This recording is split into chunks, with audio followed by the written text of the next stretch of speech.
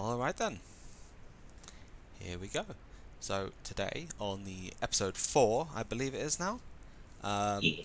yeah, me and Spectral Designs are going to be doing doodles of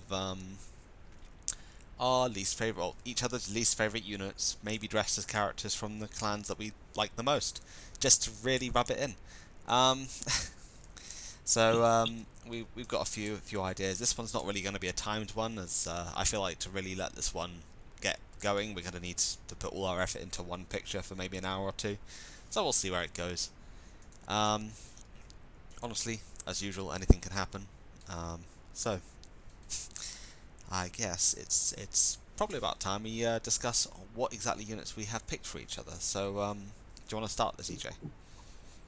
Okay, so my first unit for you will be your favorite young lady, the queen of them all, Adelaide.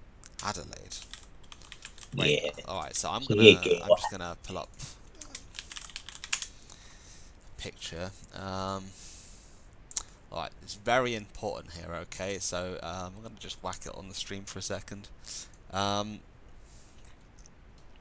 which um, which Adelaide are we talking here? Because people might know To about, there is more than one. to about the Spike Brothers The one. Spike. Are you sure you don't want me to draw? Okay, fine. Adelaide it is. Yeah, Alright, the so truly looks like I'm going to be drawing Adelaide in an Aquaforce unit style. So metal. what do you hate so much about Adelaide?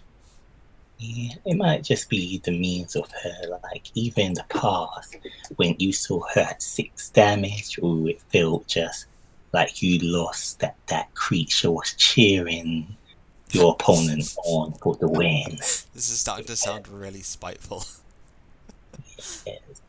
Oh And dear. now she must lurk herself into every clan. So I now need to put Adelaide as an Aquaforce unit. This is going to be Correct. painful.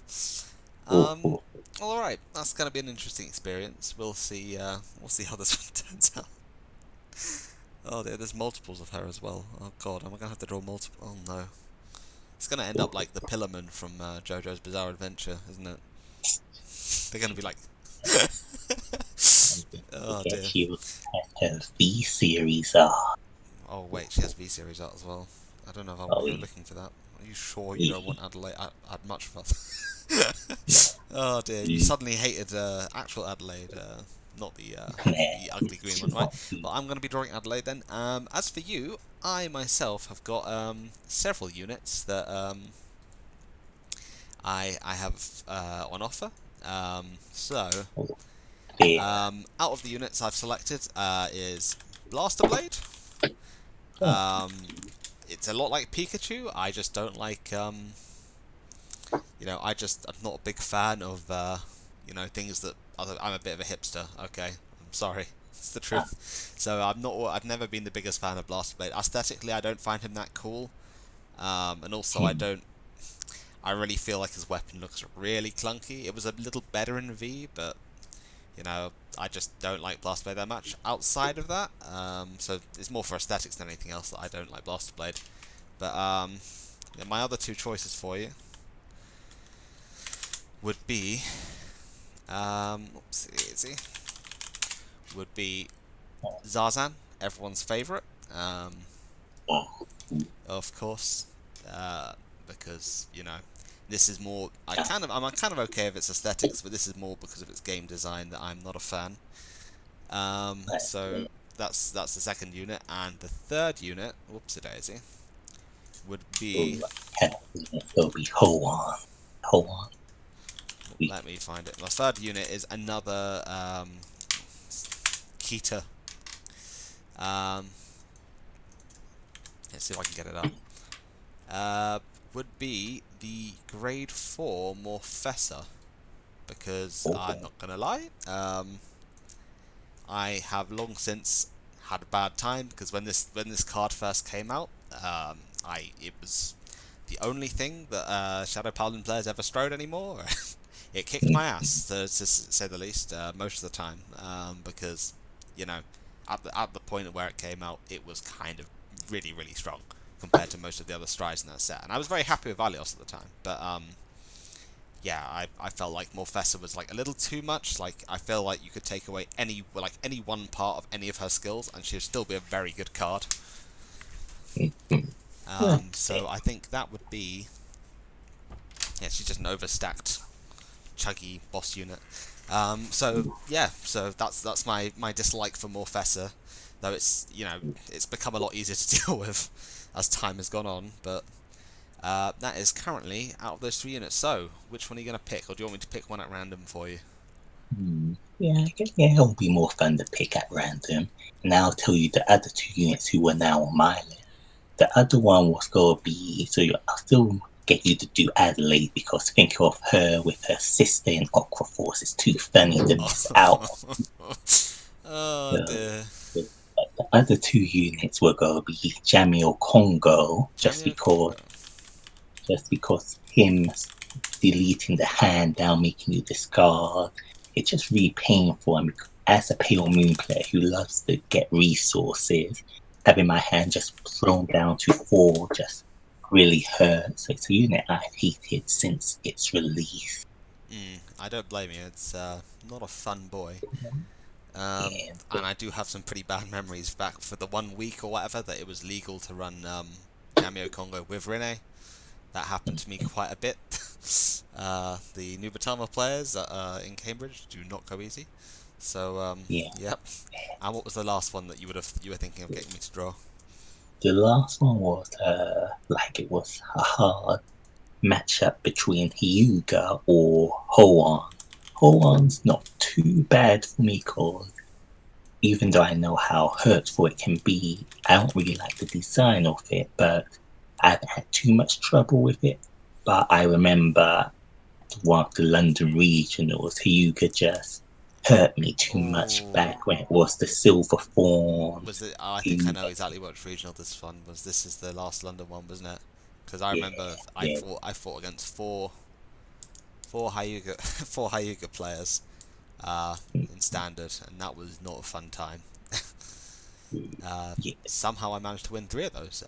One because they bricked, 2 because skill, and the third one, unfortunately, they just got a hand I could not compete with because they got all the good stuff. Um, Uh, and yeah, so at that point it just became deck versus deck, and you know, in that scenario, if one deck's better, it will win. So true. no matter how, and that's just a standard thing in general. Excuse me, standard players. But anyhow, so you will be drawing one of these units as a Pale Moon unit. Have you thought about whether Yeah. you're going to be doing it as a Nightmare Doll or maybe a Tamer? Oh, oh, no. Oh, I'm not going to curse my beautiful dolls. I'm going to do it as a clown. I feel like I feel like I should curse you to do it as a doll now, just because you're making me draw Adelaide. Yeah. So I think you will be doing it as a doll. Oh no, Oh my no! precious doll. Oh You will dear. be a doll. I think. Ooh, I think I'm gonna say Blaster Blade, just Oh, because I I had want to to see see it. Blaster Blade dressed in like, one of the more Nightmare Doll outfits with that very Lolita fashion style of very frilly.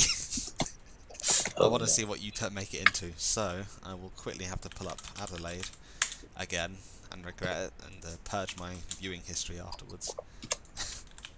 Oh yeah, and just to make sure, which Blaster Blade form would you like it to be? I don't mind. Oh, Pick yours. You oh can even yeah, pick Blast the Dark as far as I care, because he's basically in the same bucket. He's just Blaster Blade but edgy. So uh, it seems we do have a few people watching today, which is cool. Thanks ooh, for coming, guys. Hopefully we can welcome do to. some entertaining drawing now that we've gotten that bit out of the way. We can finally begin. And I appear to have lost my. I have lost the very image that. Well, we lost the viewer as well. Well done me. I've got my cursed image up, and my body is ready. Oh, hey Peter. You Peter Oh, do you wanna? is Oh dear. ready to see. I'm assuming you've heard the terrible news. Oh dear.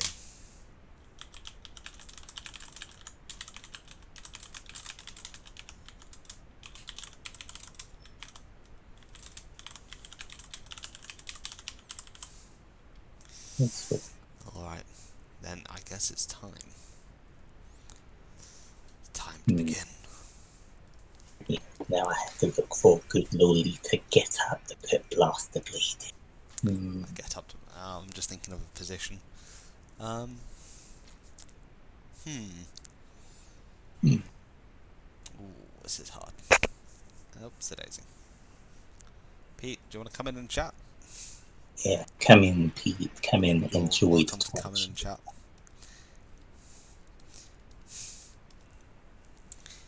Oh dear. Ooh, yes. So, Yeah, let's give. No, that's too many. oh dear. So, it's rather a blocky head actually.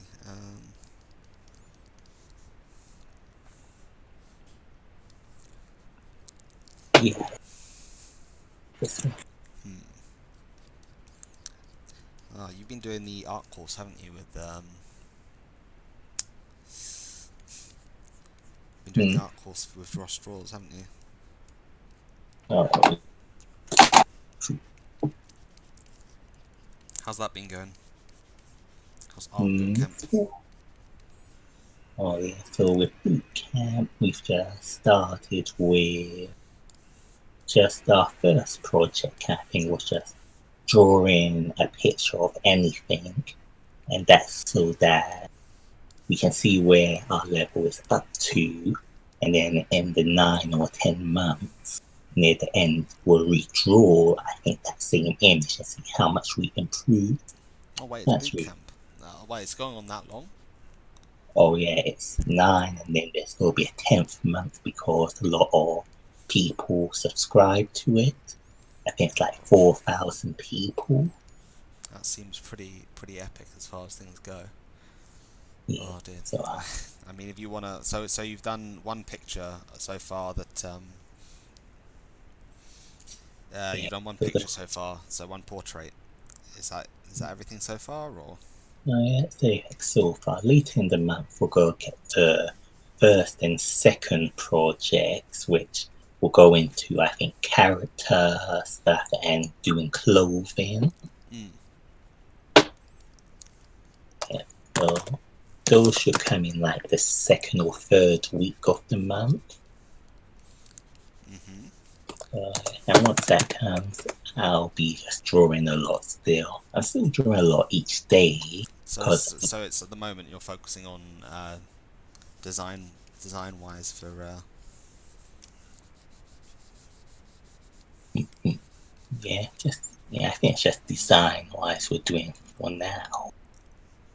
Okay, honestly, so I'm attempting to follow along based off what you give me. So I need to do some art practice as well. I can always screenshot some things if there's something. Nothing too anyone big, gaming, right? we are not talking about art fraud in any way or capacity.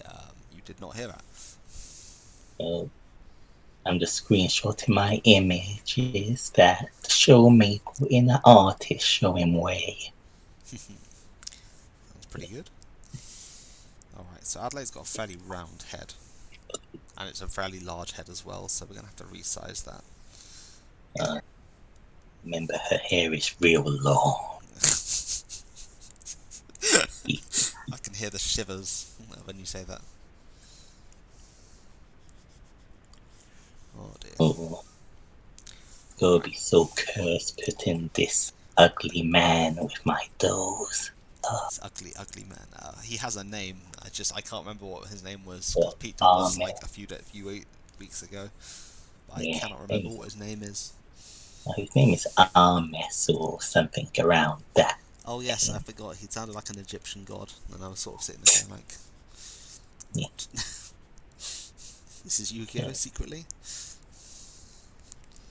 Last the doll, how I draw it. Okay.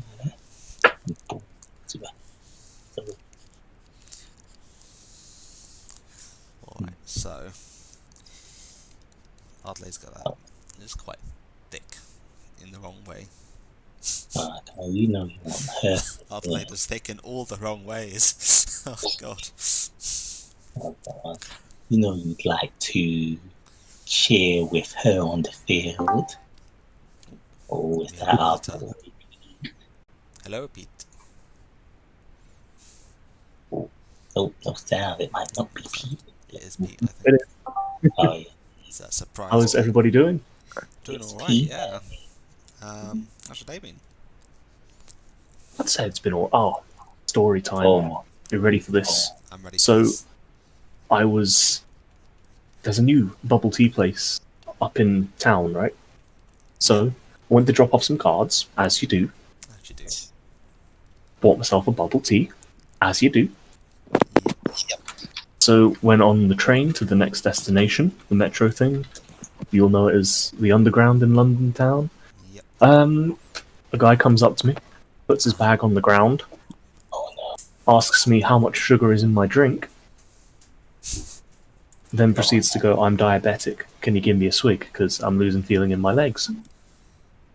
That is the best way to get food from anyone. Well, he got it.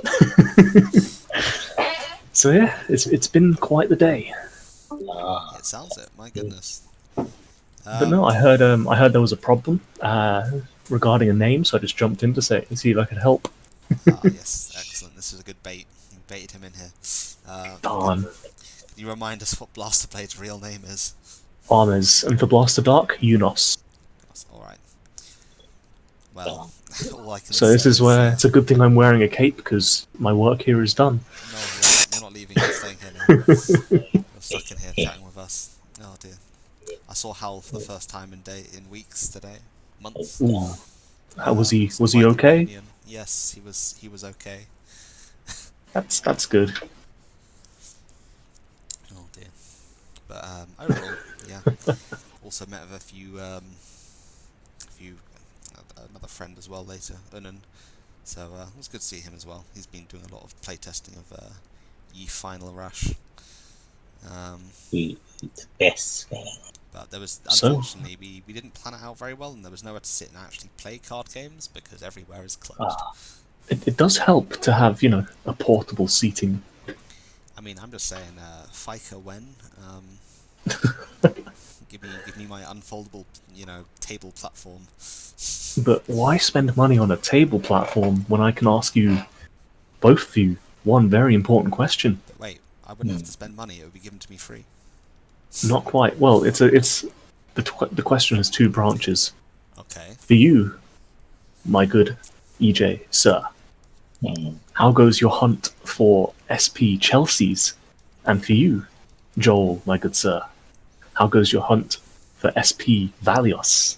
I've had one SP Valios offered to me already, and Hey, I that's turned pretty it good down. actually. I turned it down because they were like 20 quid, and I'm like, Yeah, it seems about well, for the lower. I would go a little lower. Not just that, they also said, well, from what I've seen, all the cards in this set have been selling for, roughly. They're like, oh, all the SPs he's seen so far have been selling between £15 and £50. Yep, I'm Angelica like, and yeah, Ashley's you're are hitting the free. 50 mark. It's extremely It's sad. crazy. But it's not just that. I'm like, so you've told me that, right? You've told me that it's selling at this amount, and then you offer me more than the lowest amount for the worst card in the game. Well, Well, look at what happened with Witches. Best deck, let's go. I love that. That made my day when I saw that. Saw your top epic. I'm still shocked. It was quite the uphill struggle for the final round, but What were you against? Tachikaze. Tachi. Ooh, nasty. I mean, I had the G assist, so. Nah, Already 20 ordered- C. Oh, no, I was just saying, I've already ordered my 4 Chelsea's. Oh, did you get them from 50 cards? Yeah. So They I still haven't like, got back to me on prices for Ashley's. It's starting to hurt. No, he I was got going to back say, to me are you going to come in here and offer us pricing for Aquaforce and? Oh, things? my locals hasn't even received their invoice yet. Oh boy, that's fun. yesterday. Well, let me know when the guy wants payment for his Aquaforce playset. To be honest, if I could, I would just take the things that I need from it. Which is fair. I mean, I mean, I don't know if they could cut the price down if I did. That would Hey. be beneficial to me, because I don't need the perfect guards, Coral I can always Assaults. ask. That would be epic, though I get it if they're trying to shift everything, but, like, personally, I have got, 16 copies of Coral Assault already, and at least that many for damn. perfect guards, and I honestly don't need any more. I get that feeling sometimes. Alright, so we've gotta keep Chelsea battle cheer girl Adelaide. Here we go. The Aqua unit. What have we done? Right, I'll hop out now and leave you to the art. I'll still be in the chat. Pete, why? It's enjoying story time. It's not much else to tell now. I might scare the viewers away. What viewers? That's all I'm gonna say. It's you and me, I think, are the viewers right now. No, there's more. That was two. This is where I flip the cape. My work here is done. Okay. Then you look at me and tell me I didn't do anything. You did everything. Come back again whenever you can. I will. I mean, I'm only a click away. Only a Right, ball enjoy. away. Don't you dare leave, Pete. I'm leaving. No! I'm still going to be in the chat, of course, Have a new mysterious person join the chat. and this is where I leave. Oh boy. Peace. Peace mean to be. Hello there. Hello. How are we doing? Hello. I'm alright. I've been playing Dark Zone all day. Dark States, even. The darkest of states. Yeah. Truly, this is a momentous occasion. But at the same time, Yeah. I've got to ask, how's it feeling to play? The what play? How's it feeling to play Dark States? I mean, I'm playing Final Rush at the moment, and there's days where the 2 days I've been playing it, I genuinely think, yeah, the soul, it's not hard to build 5 soul every turn. Yeah. But then once I think that, there's games where you just think I'm 1 soul off, and it's just irritating. That's going to be solved with time, though. So. Yeah, but to be honest, honestly, so far, I feel like it's probably out of the strongest decks. I feel like it's probably one of the bigger decks that are stronger. But if that was great English, but Well, I get where you're going with it, though. So yeah, it does. Feel, once you get into the final rush, it really does feel like it's going somewhere. I think if you're not going against one of the control clans, well, nations, you definitely, if you're going first, you definitely can kind of, I don't want to say win quite quickly, but having final rush immediately is very good. It is, yes.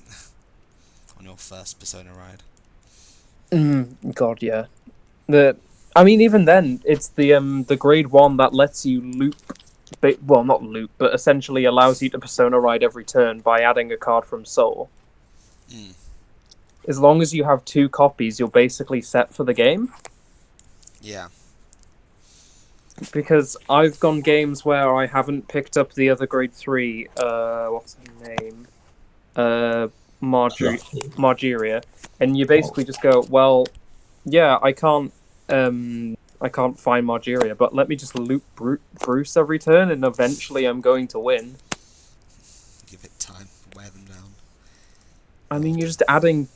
It's like add 30k every turn to your hand, otherwise I'm going to slowly win.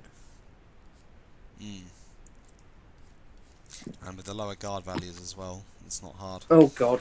I did not realise how bad it was until... Well, not bad, but how different it was until you got to it. I thought, wow. Yep, that does end up how it feels. Then again, some of the games I've played have gone on a very long period of time. So it's been even despite low guard values, it's because all it takes in a lot of cases, at least early on, is one trigger and suddenly the turn ends in a lot of cases. Yeah. I don't like that feeling, because it feels very much how standard started off with Axel, being oh, I hit a trigger. Guess turns over, because Axel can't hit over 1. At least that's how it began, but it didn't take long for Axel to be you'll need at least 2 to stop me. Yeah. I've only played against Prison, Orphist, and Varina, and the Alchemagic deck. And yeah, I feel like you can damage deny if they're playing the new one where it's kind of they just want to be drawing 2 every turn, then you can more or less damage deny them out of the game. It's like, yeah, sure, you can do this, but at the end of the day, I'm still going to win. Whereas against Prison, it's like, well, as long as I'm not abusing the whole add something from Soul grade 1, you're not using a lot of counterblast, so you can usually get everything back that you need. It does feel like most Prison of the time, at the moment is like a little underpowered in several ways. Like it doesn't feel that strong at the moment to me, but it could very well become stronger the more they imprison stuff. So I'll hold my judgment on that. I feel like Prison's eventually going to have one of those moments where it just becomes really strong. Yeah, I reckon all they need to do is really print a really powerful Prison, because that's the thing, they could print another Prison card that just that just outright destroys, outright increases the cost, for example, and that's all it would take to really start hitting. Or even one that just says your opponent has discard to get stuff back. That would be kind of nutty as things go. That I feel like that's very abusable. Yep. But definitely something I can see them doing. It is, in my opinion, something I'd see them doing eventually. Because that's the thing, right? You can just do multiple prisons with different costs for bailing. I guess is the way I'm going to call it for the moment, at the very least. Bail costs. Yeah. Against Orphist, I've played against Orphist with a slight Prison and just Orphist. To be honest, it just seems like beat them down. Yep. It is just kind of who punches hardest. He who punches hardest wins. Pretty much, but also only giving them like 1 counterblast at a time is very strong. How have you felt about Oh, continue. Sorry. No, if you're not paying the Soul Blast 5, like doing the whole final rush 5 attacks every turn, and you're just basically just plopping down 2 rear guards and adding Bruce back to your hand a couple turns before ending up doing stuff, you're going to more or less outdamage them. You just keep hitting the rear guards and keep going, well, it's not costing me anything to do this, so... Aye, so all you really need to at that point is sack a tiny amount, and you should be good. Not going to mention any names when it comes to sacking. Cough. I see. Oh dear. It's going to be a Ketamine playground, isn't it? Yes. The whole, what's it called? The whole idea that an overtrigger essentially negates a damage is ridiculous, in my opinion. I would say the whole idea that an overtrigger potentially negates a turn is kind of problematic, as far as I can, Oh, see. That too. I think overtriggers seriously have an amount that there's some issues for using overtriggers at the moment. Yeah, I think they're gonna show sooner or later. I don't think they're gonna do anything about it though. They've decided that's part of the game that they want, is that overtrigger sack, well, the overtrigger luck chance. Oh so, god, yeah. I don't think we're gonna see it disappear anytime soon. To be exact. I just wish. The thing is, it's maybe 1 in 3 games it's gonna turn up, but at the end of the day, it's not a fun mechanic for some decks. I would say that I personally, guilty as I may be, I am glad that the Stoic Care one has at least some use early game, because the thing I dread, right, when seeing the overtriggers first time is like, oh, what happens if I just drive check this on the first drive? Yeah. Like, that would really suck. Meanwhile, per se, if the Dark States drove check their one on the first drive, you probably lost the game. Because permanent 10k and a crit is not a fun way to go. Oh dear. God no, I completely agree with you there. Let's have a look at where EJ's So up to. so far, everything's felt really awkward to play against when it's come to an overtrigger, and there's times where I'm like, yeah, this is great, but then there's also times where I just think, please, for the love of God, stop. And it is very much I feel like there maybe should be some room to be saying maybe we don't include these into premium, Yeah. because I feel like premium with overtriggers just seems honestly so ridiculous. Yeah, I feel like I'm just sitting here going like, I do have a Maelstrom premium deck that can hit high drive values, and I'm sitting there going, man, imagine if I just play to sack. That'd be fun. I feel like it's going to be a lot of fun when it does happen, when it happens in a casual setting. But I think everyone's heard that argument already. It's like, oh, it'll be fun in a casual setting, but in a meta setting, it's going to be an absolute nightmare. Yeah. So I have to say, Stoicheia in especially Great Nature and Mega Colony is so strong. Maybe not so much Neo Nectar, but definitely a Mega Colony in Great Nature. I'm looking forward to saying million attack points, Tidal Assault. Yeah. Extra crit. Oh Tidal Assault. shit! Yeah, it worked. I just realized. Oh god, yeah, that's going to be an Aquaforce and Granblue too. Never mind. Shit. I'm just gonna build my entire deck about restanding one guy with the trigger. Honestly, it's not bad in any sense. If anything, we've got the most Stoicheia's got the most well-rounded out of all of the over triggers. It works early game. You have an extra heal in your deck plus another heal on top. Yeah. That's the craziest part, is that it's technically 2 heals in one card.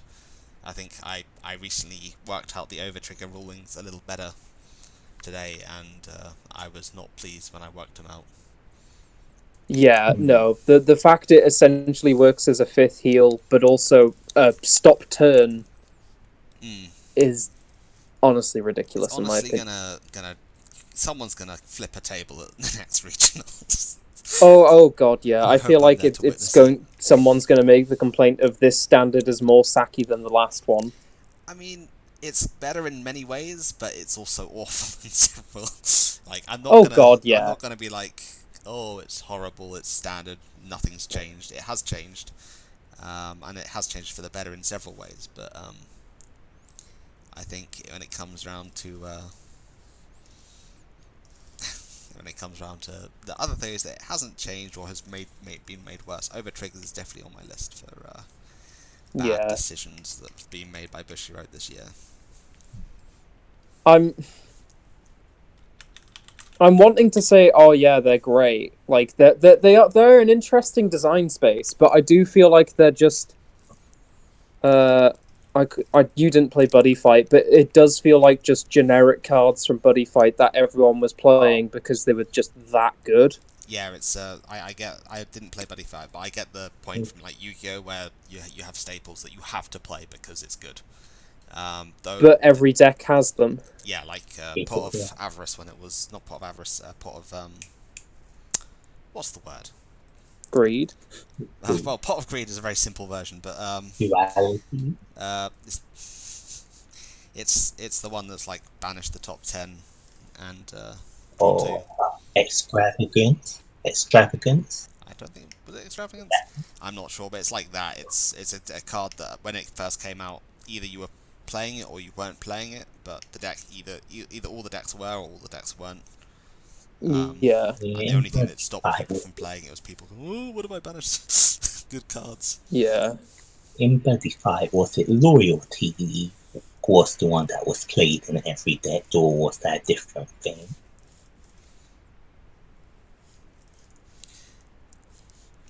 I'm not sure. I know, I'm sure it was Loyalty, but I only played Buddy Fight a little bit and stayed with it a bit.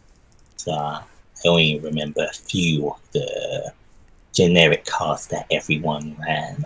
Yeah, I mean, I would say out of everything, like at least my younger brother did make a good point to me like a while back that while you can complain about staples, like technically Vanguard has always had staples, which would be triggers, because no matter what you do, you have to run 16 cards that are triggers. and there's Yeah. there's no variation on that in any way. Like in most cases, it's the same trigger, and I was like, that is a fair point. Yeah, but if someone complains about, oh, I have to play triggers in a deck, then I'd rather play. Let's put it this way: I'd rather play triggers over a bunch of utility grade 1s and grade 2s that make my deck better, because at the end of the day, they're higher shield value, but also They're triggers, and that's kind of half the game. yeah, like it's as much as yes, triggers are the luck element of the game. They are also the somewhat skill element of the sense that you need to know How many what you've got. you need to understand situational analysis. So That's a skill that I don't think a lot of Vanguard players actually have. From playing in several events, I've sort of gained like an understanding that many players don't seem to have trigger awareness and just happily accept when it turns up. Yeah, there's a fair few people that are locals like that, I think. I know Pete's in the chat, so you might agree, you might not, Yeah, but I feel like there's definitely some people that are just do it because it just happens naturally. Yeah. Oh, Pete can't say anything. He just literally. He doesn't need to know. It just happens. He doesn't have to calculate. He has the blessing that he can put all his brain power into choosing which card to call. Do I call You're this not switch or wrong. this switch? Brain power, delicious. Indeed. Gosh. We love you, really, Pete. It's just the pro tag is enough. We don't need it anymore. It hurts. I've had my daily whippings for the day. Please stop.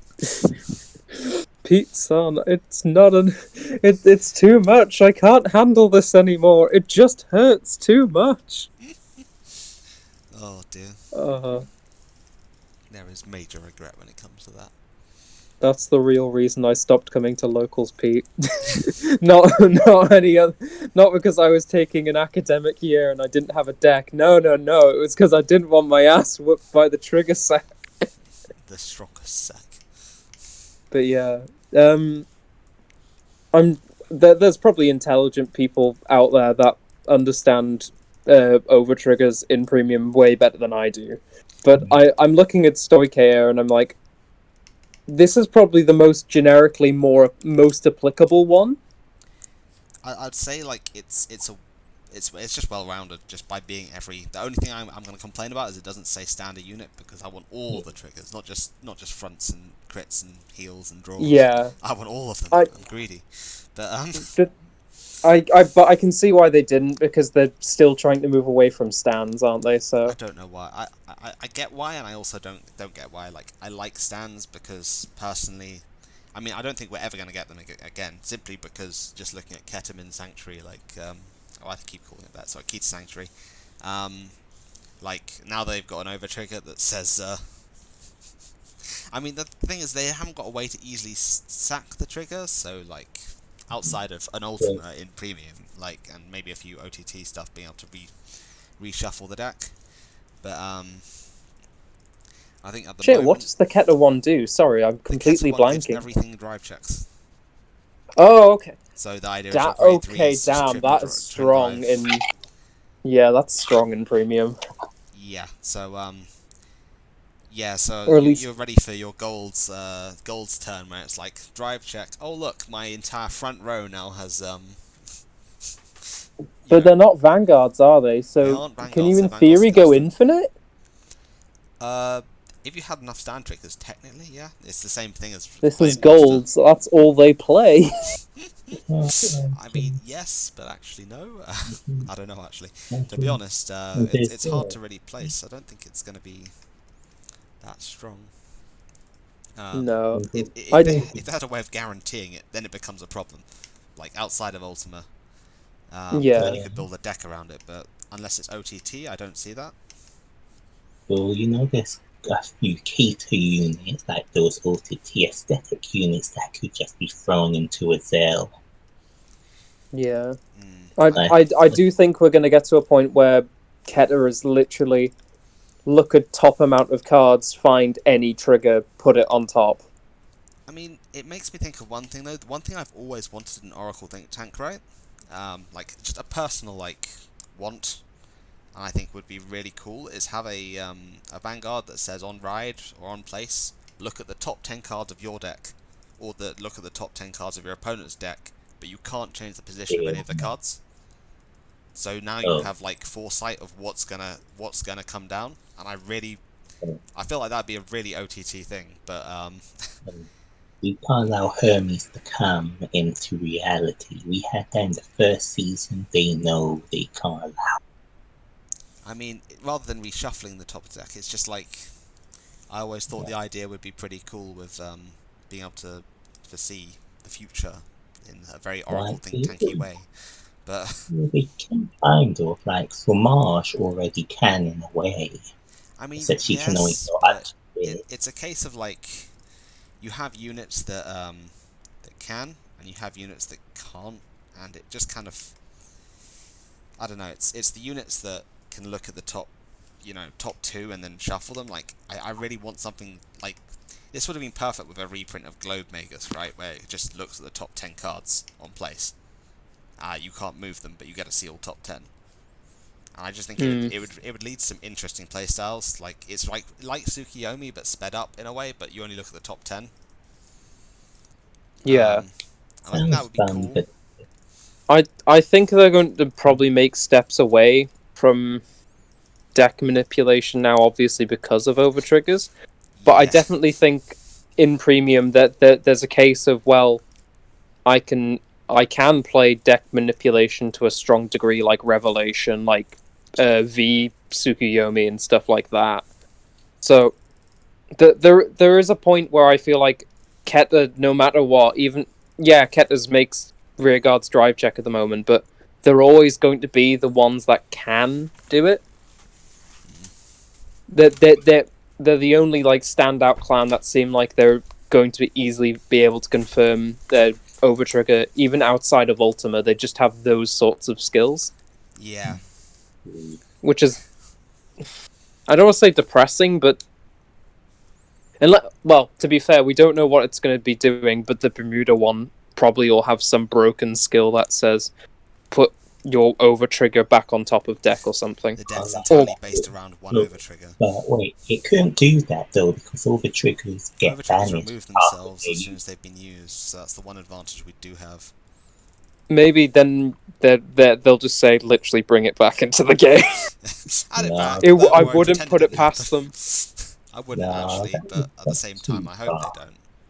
I think they are moving away from Bermuda being kind of strong because, in general, like the clan sells when it does sell. Like,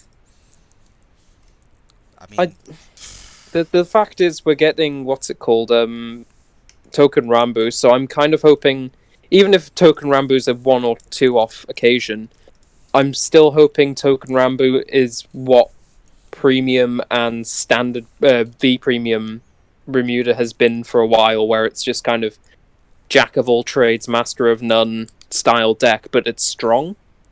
Yeah, I mean, I really wish Bermuda had gone more for the Highlander playstyle, because I really liked it when it was that, because it was kind of like a meme almost, because of being Highlander, it was really fun, because it was like, you can't really, each game is going to feel very different when it's Highlander, and I think that is quite good as a... I liked the execution of it, but to be honest, I felt like this isn't something I want to see in Bermuda, but I guess there was no other clan besides maybe a Keta clan being able to do it. But then I also the people playing it at our locals were a bit cuntish, and I just thought, I don't really want to play against this, and I just thought, just play fucking Magic if you're going to do that. Like, they have a way better Highlander format, and if you're that into building a deck Highlander style, just play Commander. Yeah, I guess like it's very much a case of they can, so why don't they? The thing is that the arguments I saw a lot of people making were like, oh, it opens up so many deck building choices, and it's like, well, yeah, it does, but also you're not going to be including cards that aren't going to help the Highlander builder or just not good. They're just singularly good cards on their own, no matter what deck they're in. But so it's just the case of another problem that I have for Bushi. When they print useless cards, I really hate this habit of printing cards that are very clearly never intended to be used. Like, there is no scenario in which you'd use this card. For give example, there's had- some cards that are like I think the Grand Blue set as well. I really like stared at it because there was like a load of grade 3s that were just like, you're never using this. There's no reason to use this. The ditch your entire hand, get something Oh, 30k in a crit. I mean, that one's Honestly. okay because you can bring 2 to board and then do it twice. And then you have like 2 final swings. But like, yeah, I definitely think Bushy, although they haven't decided yet, that they probably want to make a draft environment in the sense of, well, we want sneak peeks to be a bit more like MTG's draft, where we want people to be drafting these boxes, because in theory, out of a booster box, like you could easily buy 2 booster boxes and have a draft between 6-8 people. yeah. And I have a feeling that might be something, especially with the new management of Bushy, how they go about things. It's like, we're not trying to rip off MTG, but we definitely want to start, branching out besides, The way that here's they the do 3 things, formats. yeah. I mean, Like, I do they can enjoy sneak peeks, but it's the case of like, I have just a great disdain for all these useless cards that keep being printed, and I'm like, it feels like a waste of space and paper. Like, it does feel like a waste of paper, but then it is just the case of, well, they're there for sneak peek, and you've kind of just got to deal with it, sadly. yeah. But I hope they start addressing this. Maybe it overdresses the time they address this, but it's the case of, they've printed a bunch of useless cards before, but if they're willing to... Because so far I can go through the overdress set list and say, actually, most of these cards I can see at least some reason to play each of them. I mean, I haven't run into a card yet that isn't too shit.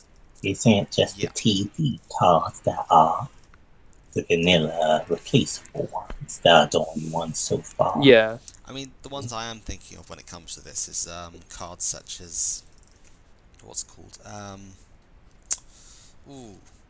I mean, when Vanguard first started off, right? You had like all these cards that were like gain 2k if it attacks, and all that sort of stuff. And that was okay. Yeah.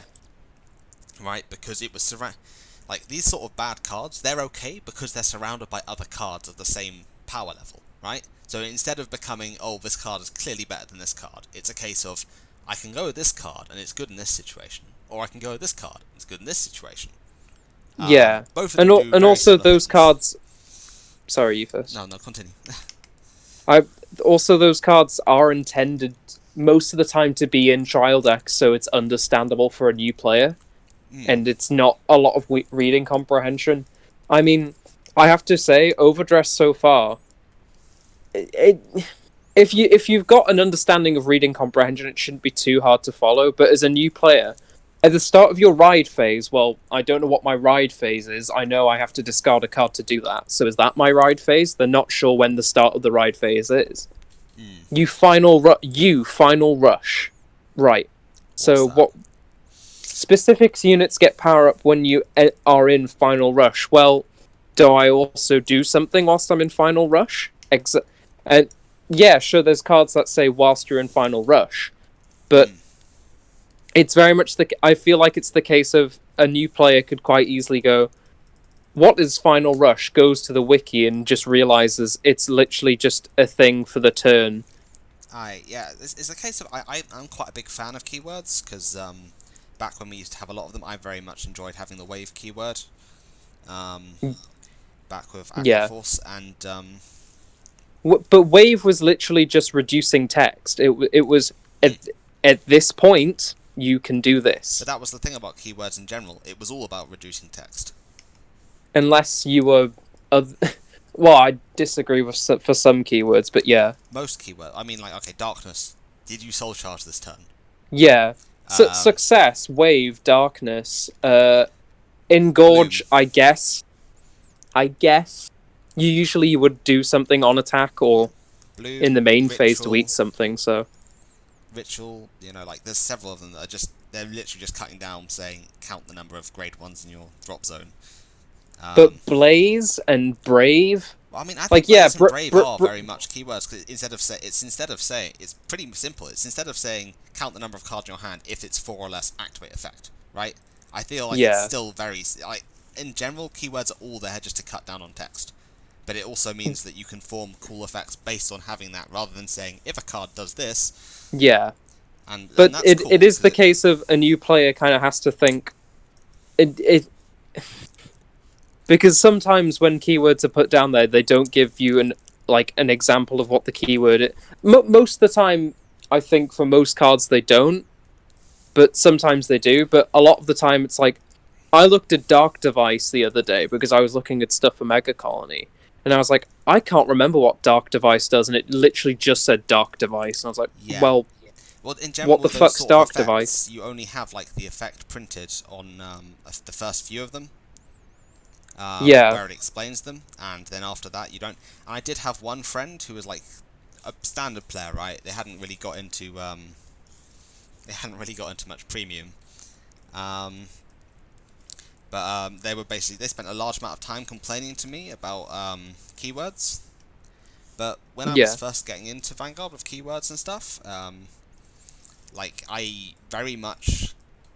Like, you could it's going to do one or two things to a new player. Either it's going to turn them off from the thing because, like, well, there's so much to learn that I'm not feeling that bothered. Or it's going to have the effect of, such as in my case, of, man, now I'm really curious to see what this does. I'm really excited to see the next keyword and find out what that does. Because it's kind of cool to be like, oh, there's more things to learn.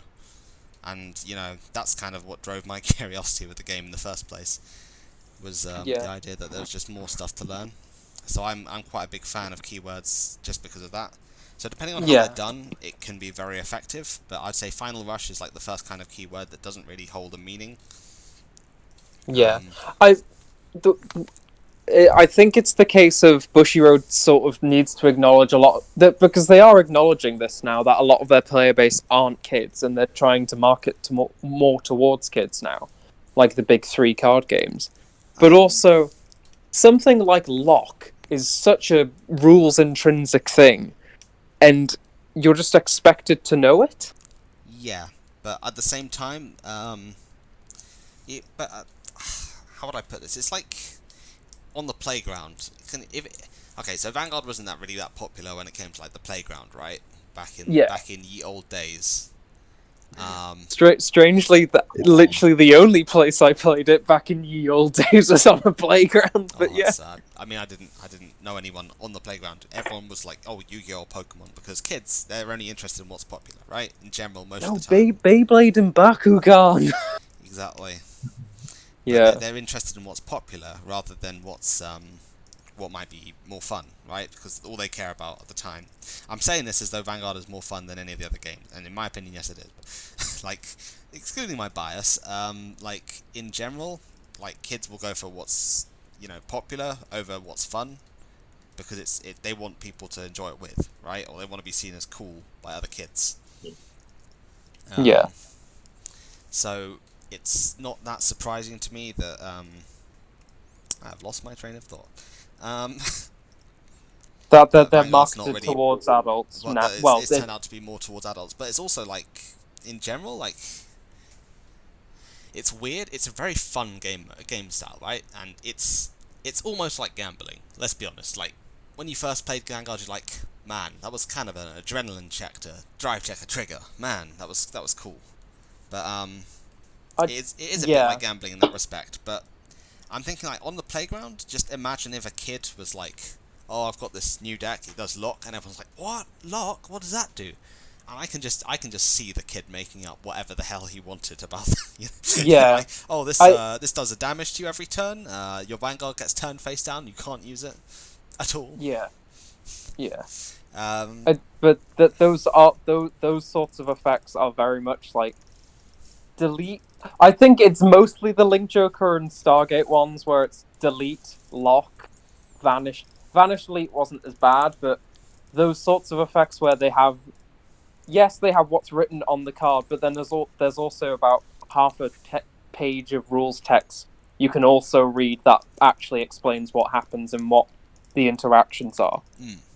I would say overall, I was okay with it, like, because again, wasn't on the playground, and I learned Yeah. at my own time. There were several things that I was still not sure about when reading the wiki, like in the first place. Like when I first introduced to Legion, I was like, I can't really wrap my head around how Legion works, like, because at the time I was busy with Stride, so I was sort of like, so can I Stride Yeah. on top of a Legion? Can I Legion or Stride in the same turn? And again, it comes down to things like, do you know what a ride phase is?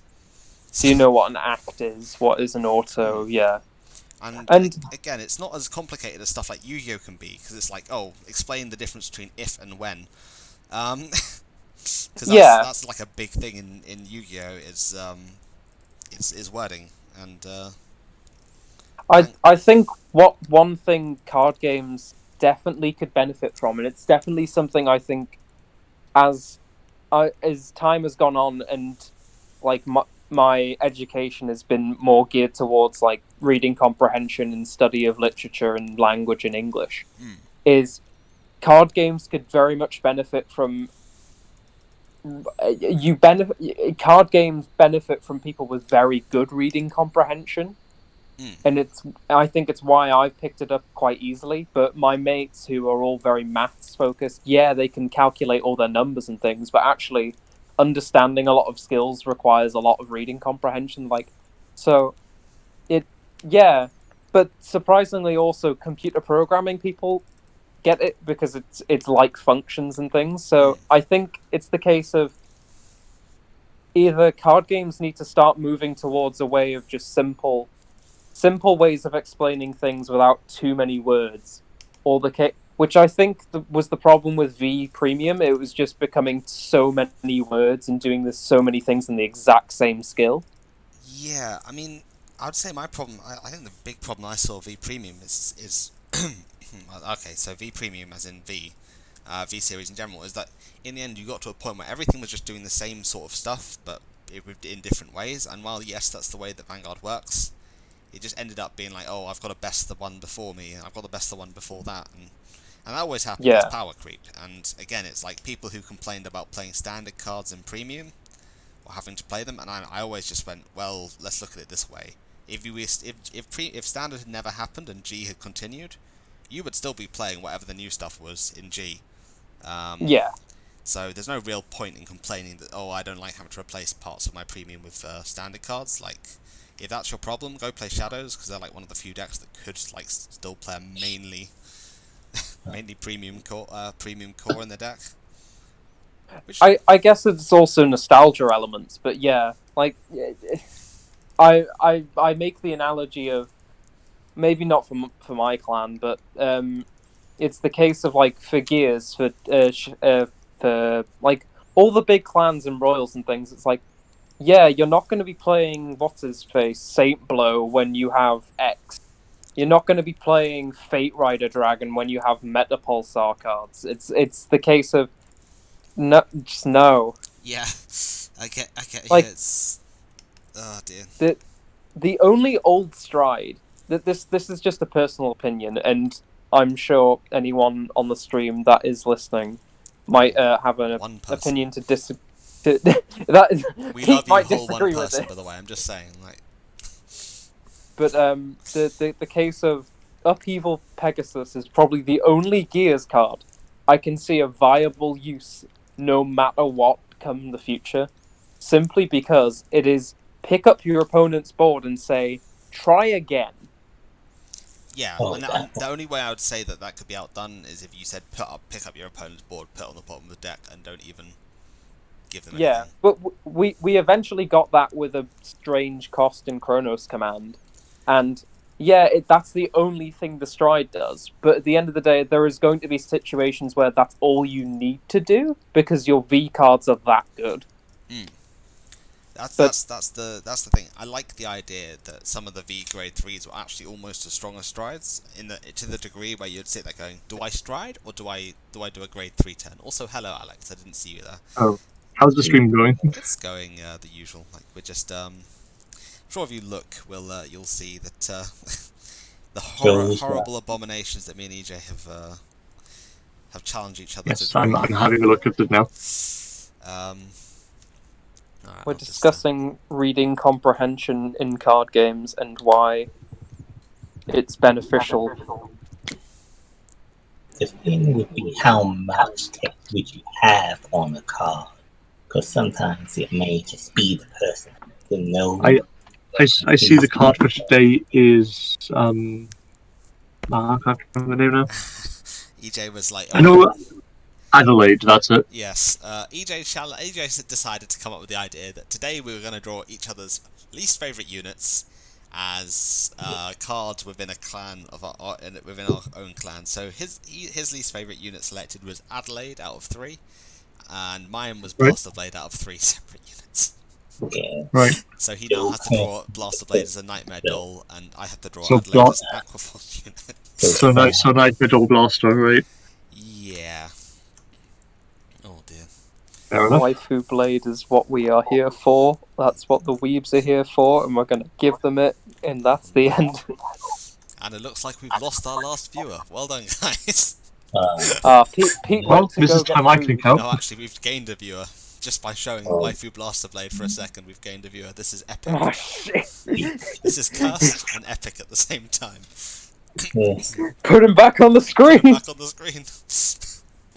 Yeah, but I think just to get back on topic a little, one card that I recently thought, shit, if you didn't read this a few times and then kind of memorize the the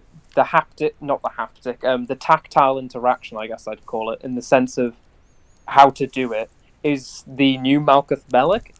Like, Oh my boy. Oh yes, him. Yes. but that card, maybe not for an Angels player, but someone more not brand new to Angels, but even then, someone new to those kind of mechanics, because I never interact with the damage zone in playing, like, besides healing.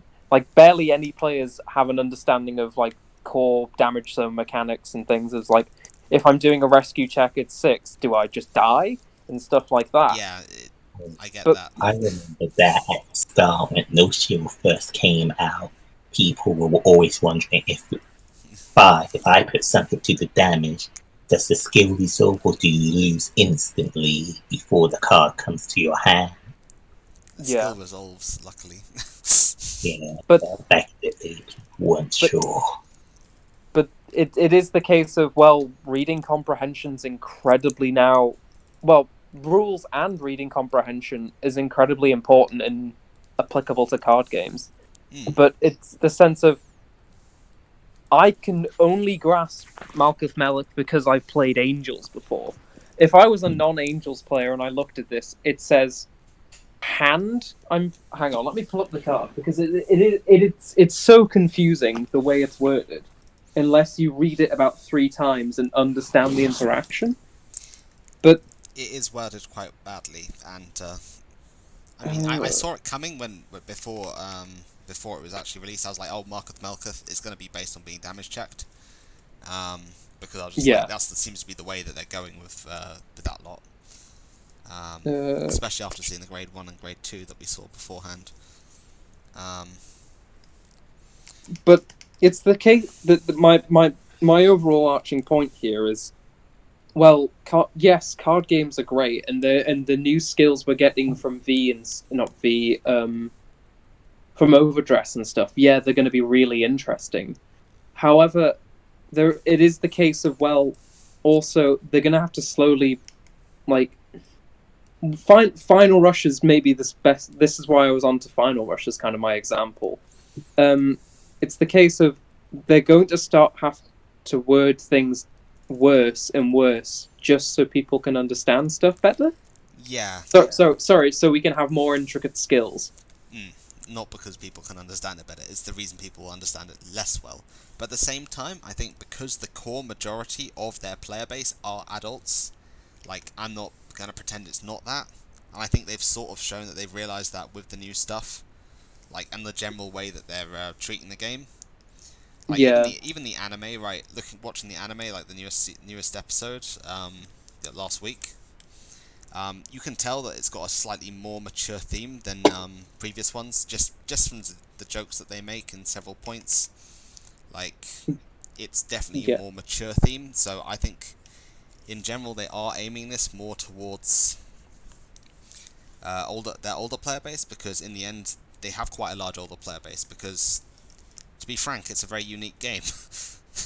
Yeah, but there's also the fact that, like, didn't they recently say they were looking to market to? I maybe that I'm making this up, but I swear I've seen a lot recently saying they're like the new development of Vanguard is, yes, we want to make it interesting for the current player base, but they also want to market like the big three to more towards kids. True, but that's generally because they've realised that since most of their players are older players, it means there's not that many younger players. Yeah. But the thing is, there is a difficulty, I think, with younger players, that a younger player isn't gonna like losing to a trigger, and then probably not gonna Yes. take it as well as an older player would. I say, but I was about to say, Okay. Hal, are you in chat? Let's have a conversation. Oh no. Wait. So, would that be like the kids would still be okay if they won by a trigger, but sometimes they'll be annoyed if they lost by one? So Well, it's that that's the weird thing, thing. right? Kids are very. Alright, people like to think kids are pretty smart, but often when it comes to this kind of thing, they aren't that smart. Which means that they'll treat it as them being really good at the game if they win by a trigger sack, but they will. Yeah. I mean, there's still players in the game that will treat it as though. But, like. I was about to say there is some 30-year-olds in this game that treat trigger sacking as like skill, and then when they get sacked themselves, treat it like luck. So We're not calling you out, no. Pete, don't worry. The shades but being we're not thrown. calling Pete out because Pete has genuine Pete knows some it's a form. curse. It's not a blessing, it's a curse in his eyes. It is. It's in He that doesn't glory. want to. But no, like, overall, I think it's very much a case of exactly that. I But think the game mechanics are more interesting. As I said earlier, it's like gambling in a way. There's a degree. It's like gambling, and similar to gambling, it can make people who know it better feel more intelligent when they win off a decision made off some information that they've been able to glean that other people haven't, such as statistics, and that alone can definitely change the way that I think players see the game. In a large regard, more so than many other factors, to be honest. yeah, I think if they are marketing to kids, I would just say, like, don't forget about your main player base, because when you market for kids, one of the easiest ways to market for kids is to make the game simpler, but also to make cards more powerful. Because I think if a kid can beat a good player, the kid's gonna feel great, and it's gonna leave the good player not feeling so great, right? yeah. But also, there's also the case of, well, they've done this with Buddy Fight, and now that they've got rid of Buddy Fight, I can definitely see why people are suddenly saying, don't drag us into, like, the whole situation of, well, don't kill us like you did Buddy Fight because you were making things way more powerful but simple to play. I think, isn't that the problem that Magic the Gathering's had recently, is that they basically amped up the power. From what I've heard, they ended up amping up the power to a degree which just made the game super not as interesting in a lot of ways. Because I know a lot of people just ended up just playing Commander all the time. I was about to say, it depends what format you're playing, but a lot of the legacy formats, like Modern and not Historic, forgive me, anyone that does know what I'm talking about, Modern and Legacy, there you go.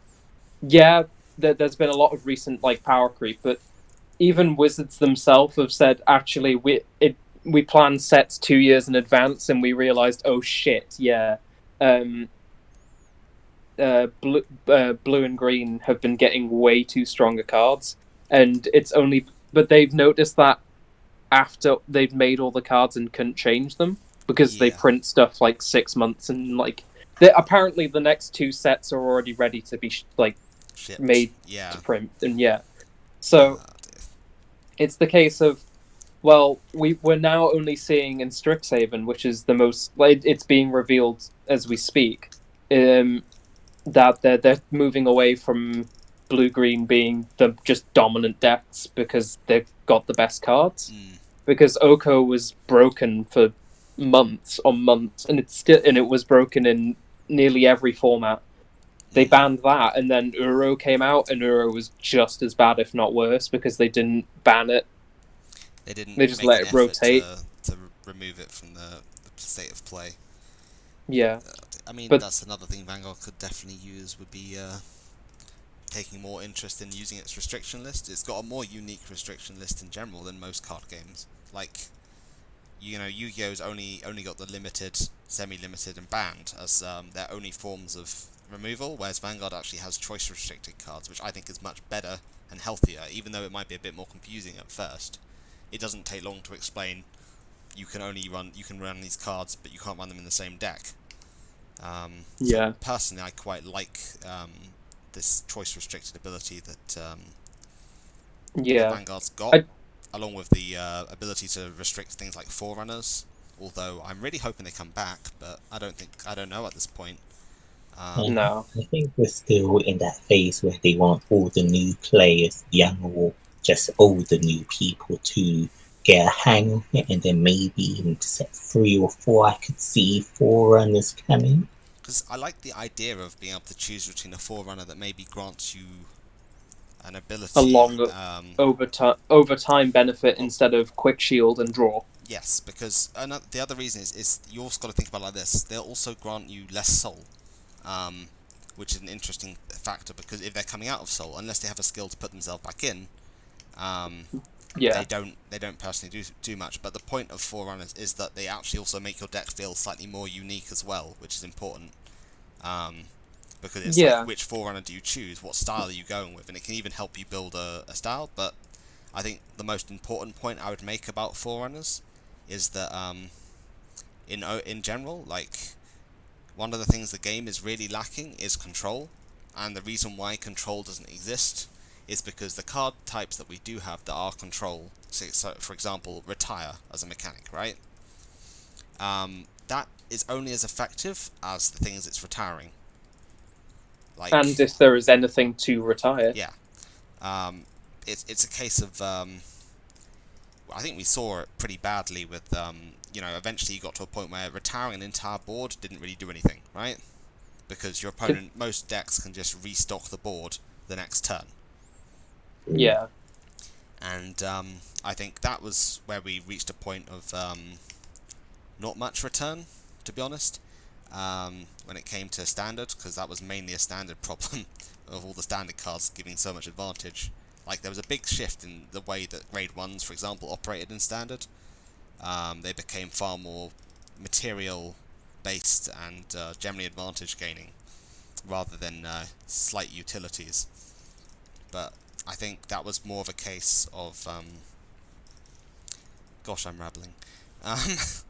No, makes I've got sense. some Totally thoughts. does. I'll say Yeah. once you're done. But yeah, I'm just thinking. As I'll go back to my main point, that standard suffers greatly from a lack of diversity in terms of stuff, because you're forced to run, as I said before, the same 17 cards, right? Because until we recently got the crit sentinels, which some people would argue we should never have got because they are too good in certain ways.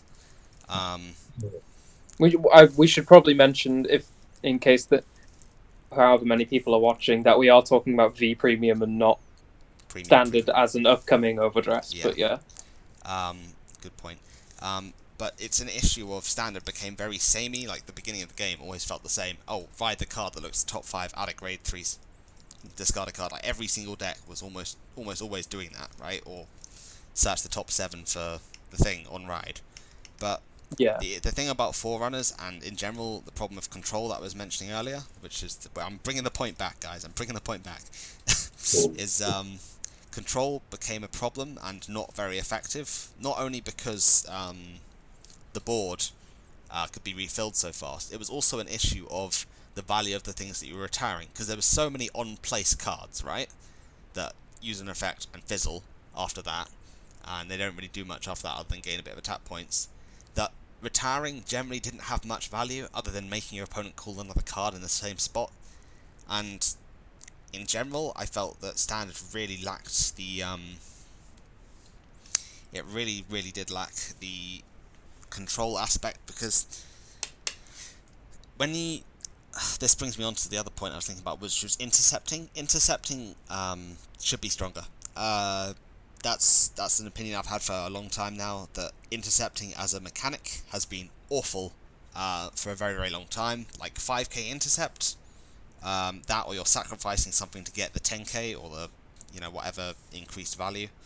I think intercepting, because intercepting isn't good, it reduces the value of retire as a mechanic, because it's like, what is the purpose of your retire? And it reduces one of the values of it. So I was really hoping that Overdress was going to give us 10k base shield grade 2s, which it did not, because I would have been fine swapping the shield value on grade 2s and grade 1s around, because I feel like that would actually make more sense, because it then gives you reason to want to retire for, say, your opponent's front row grade 2s. But it's also the fact that a Forerunner, right? Back to the Forerunners as part of this discussion. Sorry, I'll finish in just a sec. I've got some things to add to your points once you're done, don't worry. Yeah. But with Forerunners, that's a classic example of... I've done a tab video on this before as well. It's stored value. It's like a bank. You're investing in a card to have value later down the line. So, like, so for example, if we take Bubble Edge, Draco Kid, right? It potentially says draw 2 to 3 cards, right? By putting yourself into Soul. Yeah. Instead of taking your standard Forerunner, which says draw 1 card instantaneously. So it's possibly get a card that you will just use for a card. Yeah. So it's basically draw 2. Draw 1 or draw 2 versus draw 2 to draw 3, right? Later on in the game. But the problem comes down to because the Forerunners in general remain on the board, they now have value attached to them that can be removed. So that also adds value to retire, because now you have the option to retire something important over retiring maybe a rearguard instead. And I think that is a really underrated mechanic, that by giving units more value, by effectively having them have effects that are long term in that regard, I think it's a really missed opportunity, because it makes control as a mechanic worse, because what's the point in playing control if you can just whack, if there's nothing to control? Yeah. I'll let you go now. Just to add to your points, really. I think this is why this is sort of a bit hypocritical, as my last point, saying Lock was a bit of a weird mechanic and it was just a bit complex for new players.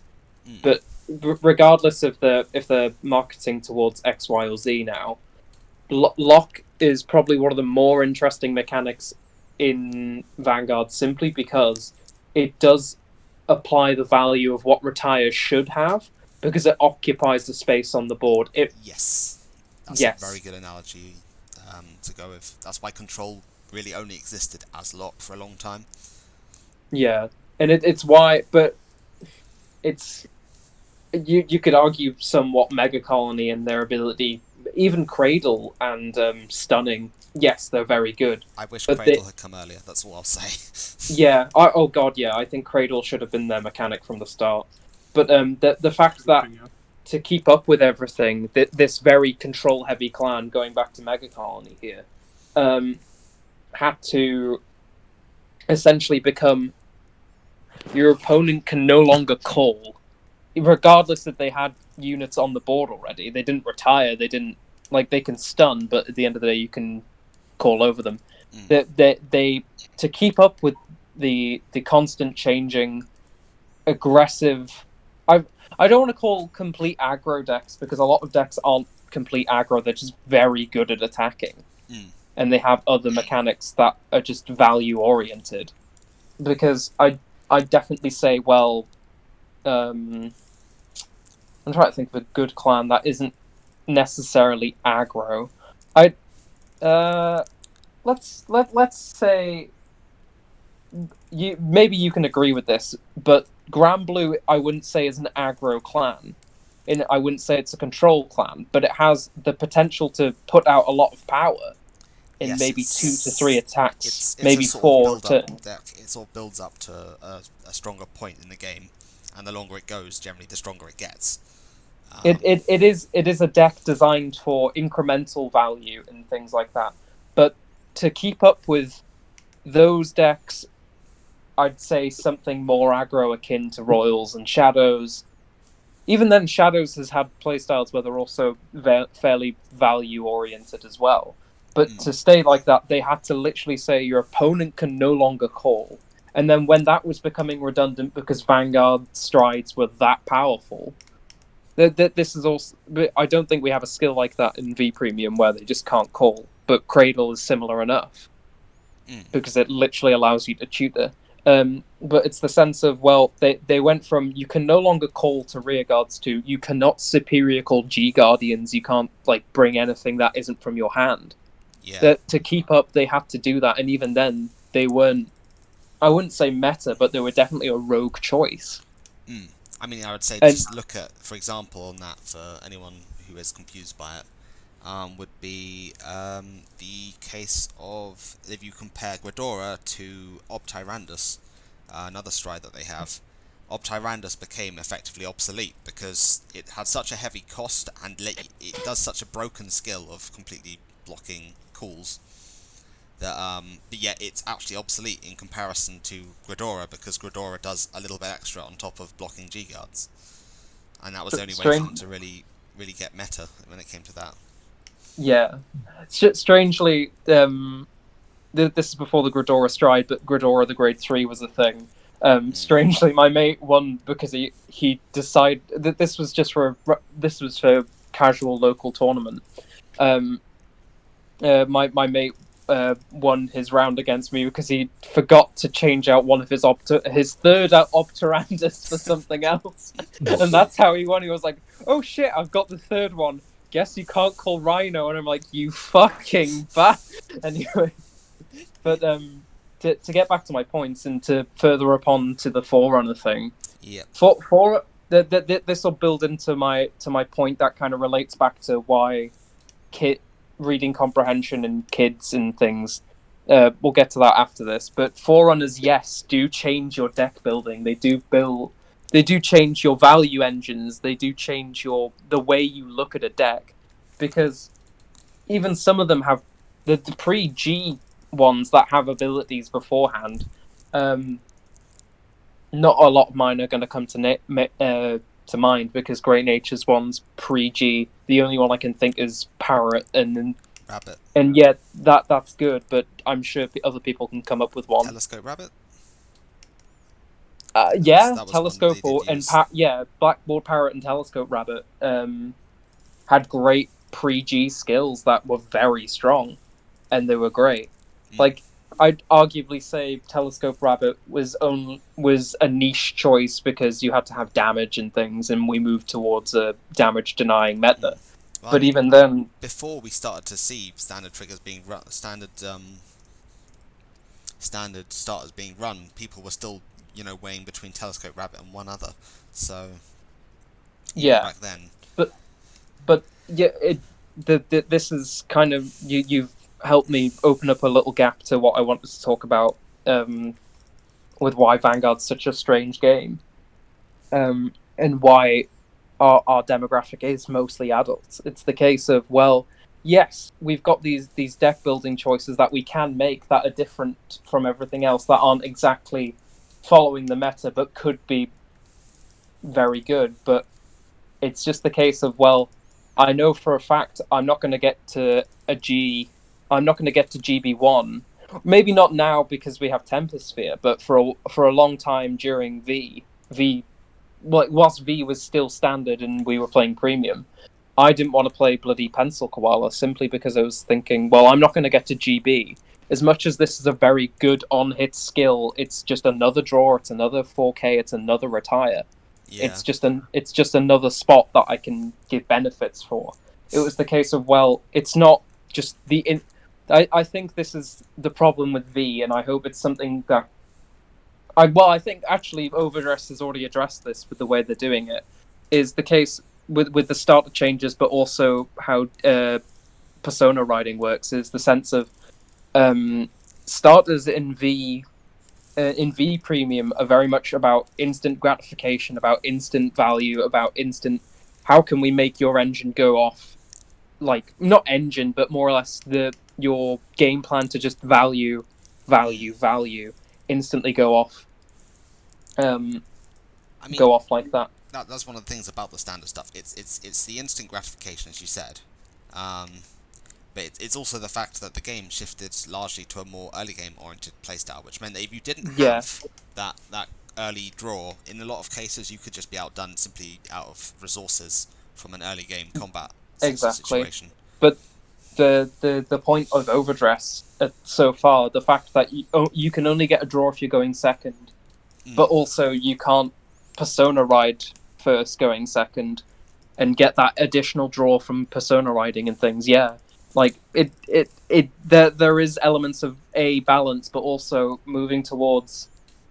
Obviously, we've only had some of the first set and the trial decks revealed, but it is quite obvious that actually we're getting a sense of the game isn't slowing down, but the places where value should be happening, so grade 3 turns, and maybe once a turn getting something value. This is Final Rush I'm talking about, but like you get your draw, or you get your soul charge, but we're not instantly top 5 search, get the grade 3 superior call because I can do X. I don't get 3 soul, blah blah.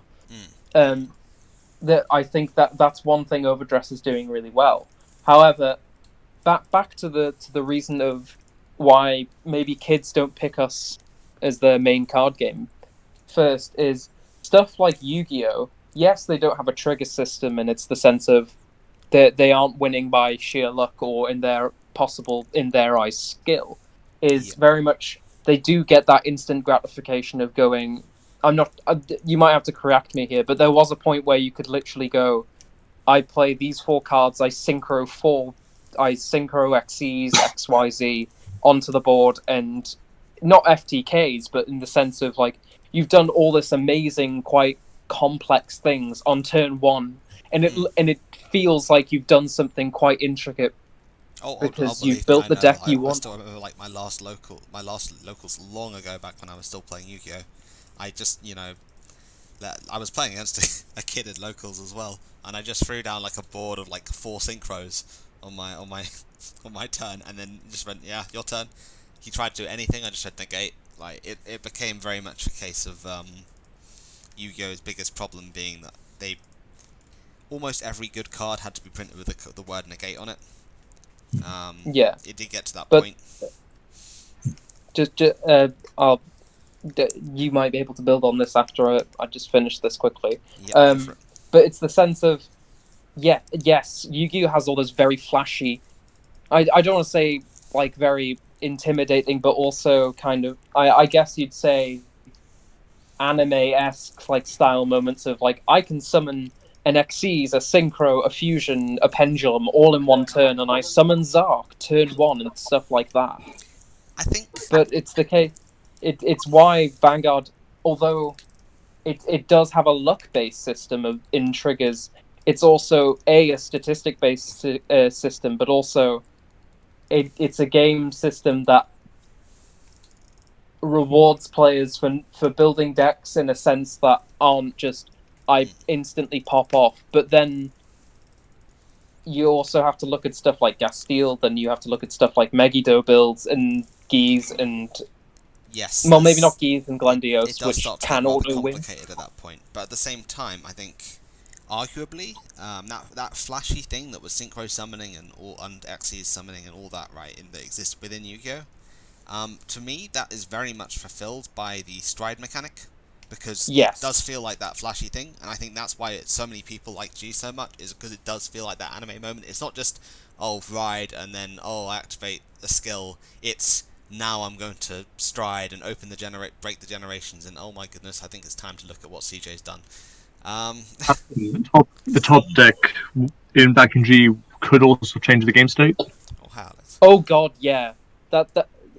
We might not need to talk about this now, but Jesus wept, I've got some opinions about the top decks in G versus the top decks in what Overdress, and I feel like Overdress might be a bit of G, but yeah, sorry. Just back to your Because if you drew that grade 3, All the stride assists. Yeah. Yeah. Or drew the stride assist, yeah. Man, those were the fun things in G. Just top deck that grade 3, go in and finish your opponent. They couldn't beat you. It was sad, it was frustrating it happened, but it was also a fun moment to look forward to in cases. Yeah. But also the element of, I top decked the grade 3, but it's also the same one as my Vanguard. Guess I'll ultimate stride. Oh yeah, I've had that happen. Alex has done that to me before. I have done that before, yeah. Big sad moment for me.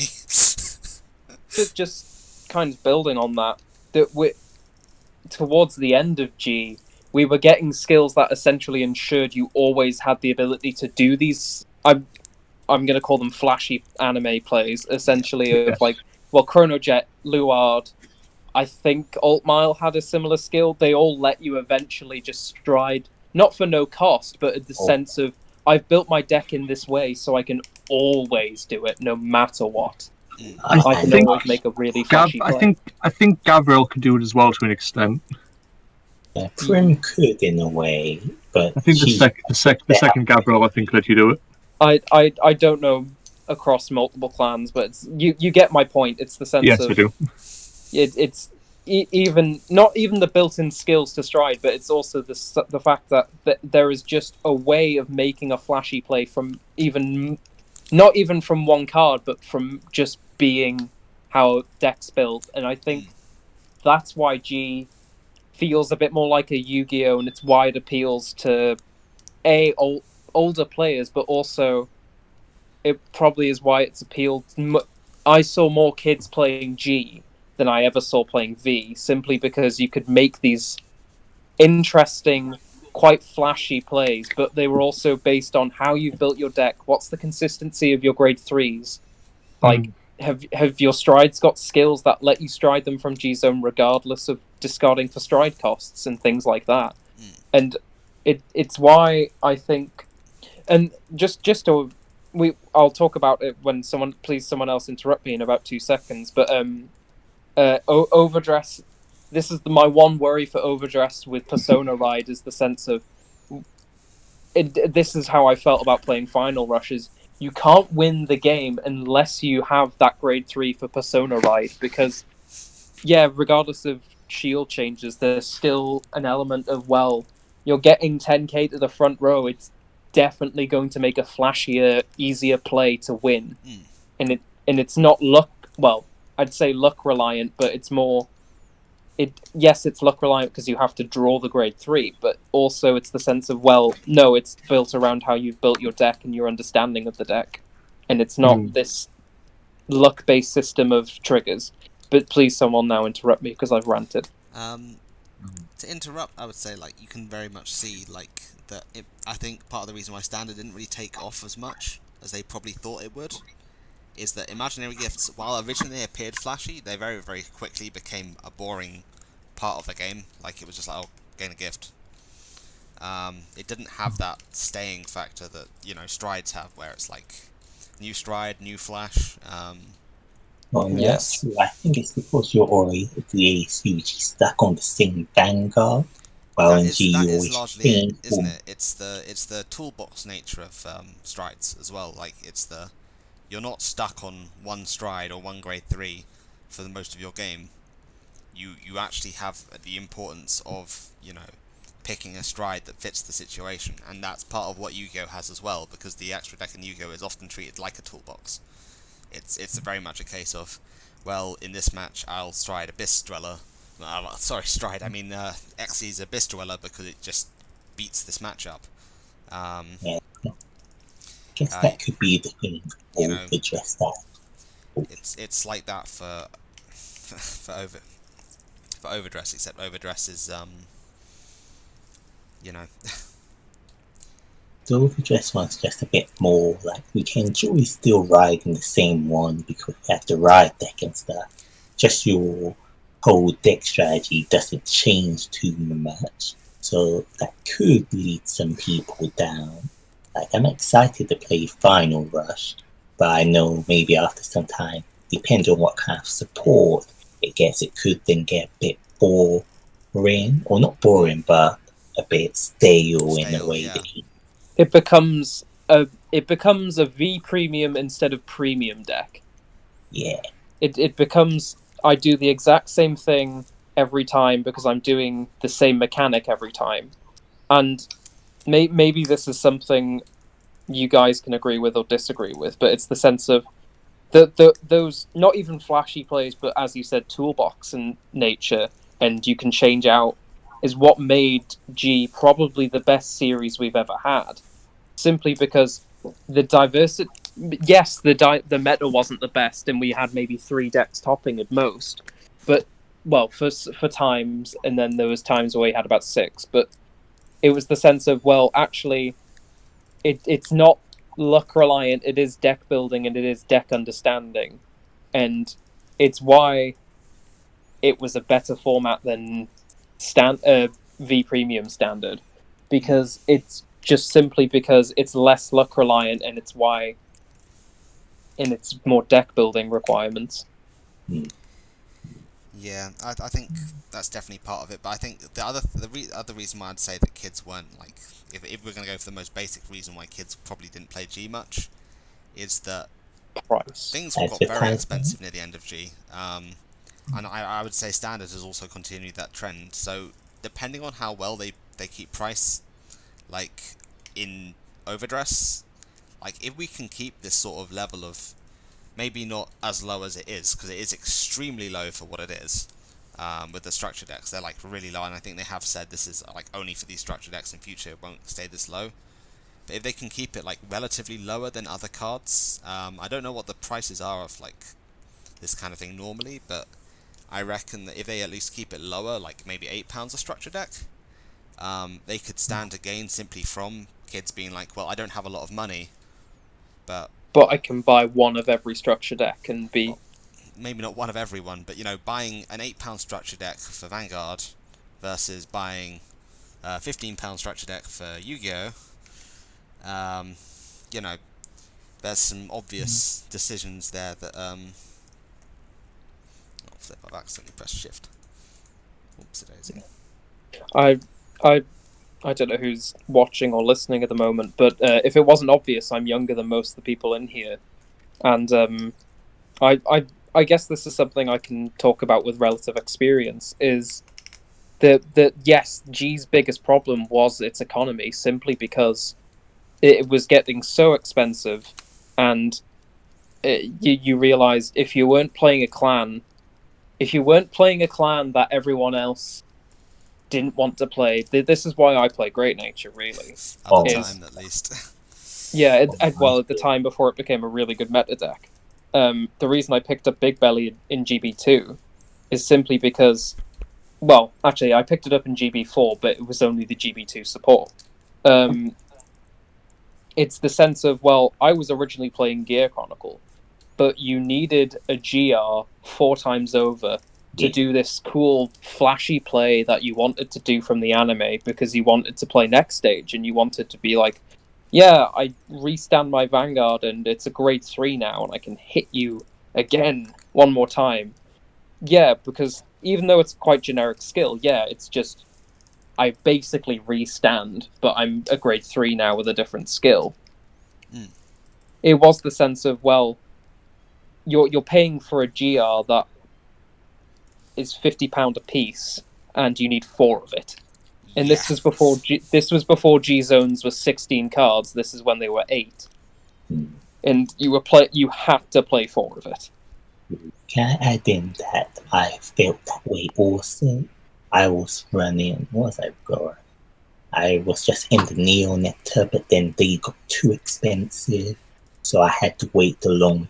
Pale Moon wasn't out yet, so I couldn't play that in the G era, so I went to Spy Brothers, because that was one of the decks no one really wanted to play or really cared about, so it was easy to collect the builds and stuff in Oculus. That's why I picked up Mega Colony at the time as well. But as a Shadow Paladin player, I still pay that money. Well, that's the thing, right? Standard in general has become a case of Alex, you're bouncing the mute mic quite a bit. Hmm? Let me just turn you down. Oops, there we go. I'd say as things go, like I think price-wise, dropping is good, but gosh, I've lost my train of thought. The fact that everyone has to share what 5 nations is it that we all have 6. to share a nation is is going to eventually start causing the old G problem of financials being, well, everyone's playing this nation and there is going to be generic cards that are good across the nations. Yeah. So That's true, but at the same regardless of archetype, And I think everyone thinks should still keep cheaply, as each said, we know we're getting another ride monster. I think So we should. Wait, it depends very much on how much they print, right? So yeah. you could have it so that it could be that they only end up printing, you know, X number of units per thing, right? So that's like if they per se print per case 3 playsets of a clan, which I've heard is supposed. Don't take my word for this, but I've heard that's supposedly what they're doing. Is printing roughly 3 playsets per nation in a set. That would be very effective. Alex, your mic is really bouncing, so I'm gonna have to mute you. That's better. is it Alex that's doing the Yeah, it's echo? Alex. Hang on. I see how it is. Sorry.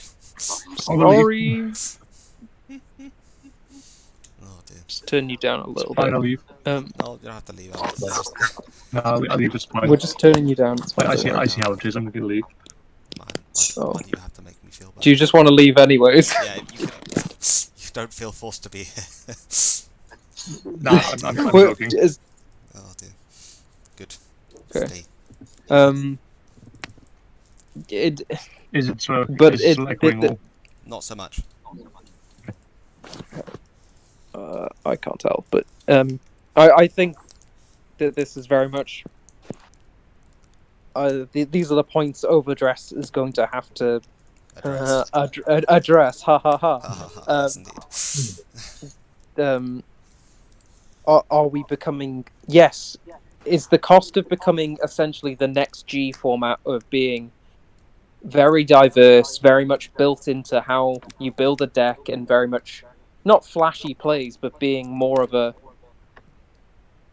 I want to say, I don't want to say marketed to kids, but more or less a less. I guess you'd say less Pokemon, more Yu-Gi-Oh. I think Because Pokemon is just everyone playing the same lists with maybe occasional rogue list. Pokemon's not in a good place right now. No, I don't know, but this is just my experience. But this is the case for Bushiroad of, well, are we going to be the next G at the cost of everyone has to share a nation? It's extortionate prices after a while. Because once these start decks go, and you still need about... But I have to say, this is one thing that I do really like about Overdress, but it will become a problem if they don't keep either finding ways of printing stuff in start decks or not power creeping, but basically making these start deck cards reappear, is the sense of, well, Bruce is currently the only way you can start Final Rush, and most of the start deck cards are the ones you need. And maybe you could say the same for Dragon Empire and the Prison deck, but it's the sense of, yes, we've got these very good decks that are all it's fairly diverse. You can build whatever you like, and you can make some interesting plays. But is it the case of we're going to have to sacrifice the economy again because we have to all share the same card pool? Even more so now because we're all in 5-6 different nations, depending on whether or not. Well, Bermuda, I doubt it's going to stay the same as Bermuda. If you invest in Bermuda, you do, and that's it. Okay, so I think my thought on that is that I think overall we're going to have a case of it's definitely gonna be a case of you're gonna invest. Because of the way they've set it up, it's very clear we're gonna have multiple playstyles, right, per nation. That's already been shown Yeah. with Stoicaea, and I think we're gonna have roughly as many playstyles as there are clans in said Yeah, nation, I right? mean, Which means that they've also shown the different playstyle with. Well, I think every nation got a second playstyle with the first set. Yeah, potentially, all yeah. of them do. I'd say Eugene is not very far off Arena, but you know. It's still enough that we know that that's Yeah. roughly what they're doing. So I'd say that oh, I've lost my train of thought again. Darn it. It's going to be a while. I think we're going to be V Premium for a while, where we're all individuals and don't have to worry too much. Yes, I think oh that was it. It's the case that generally you might be only looking at one section of Stoicaea, right? And you might occasionally pinch a card from another section of Stoicaea, right? I might be like, I'm gonna focus on the Magnolia style of play, right? And occasionally there'll be a card from our lovely friend Zolga or whatever else comes that I'm gonna be like, I'll pinch that because that works well. But outside of that, you're only gonna maybe buy into a set once every three sets or so, right? Because as much as they're saying like, oh, we want to print stuff for the starter decks and the newest card of the set, so Zolga's playstyle and Magnolia's playstyle, right?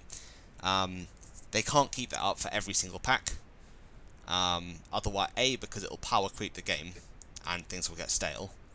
And B, because they've still got several other playstyles that they need to support, because whether they like it or not, people play the game for clan playstyles, and people will, invest more heavily. Like, they have to get around to printing at least one of every sort of style per clan, because there's going to be people who support that clan who are going to be waiting on that. So for me, for example, I'm waiting for my Aquaforce style unit.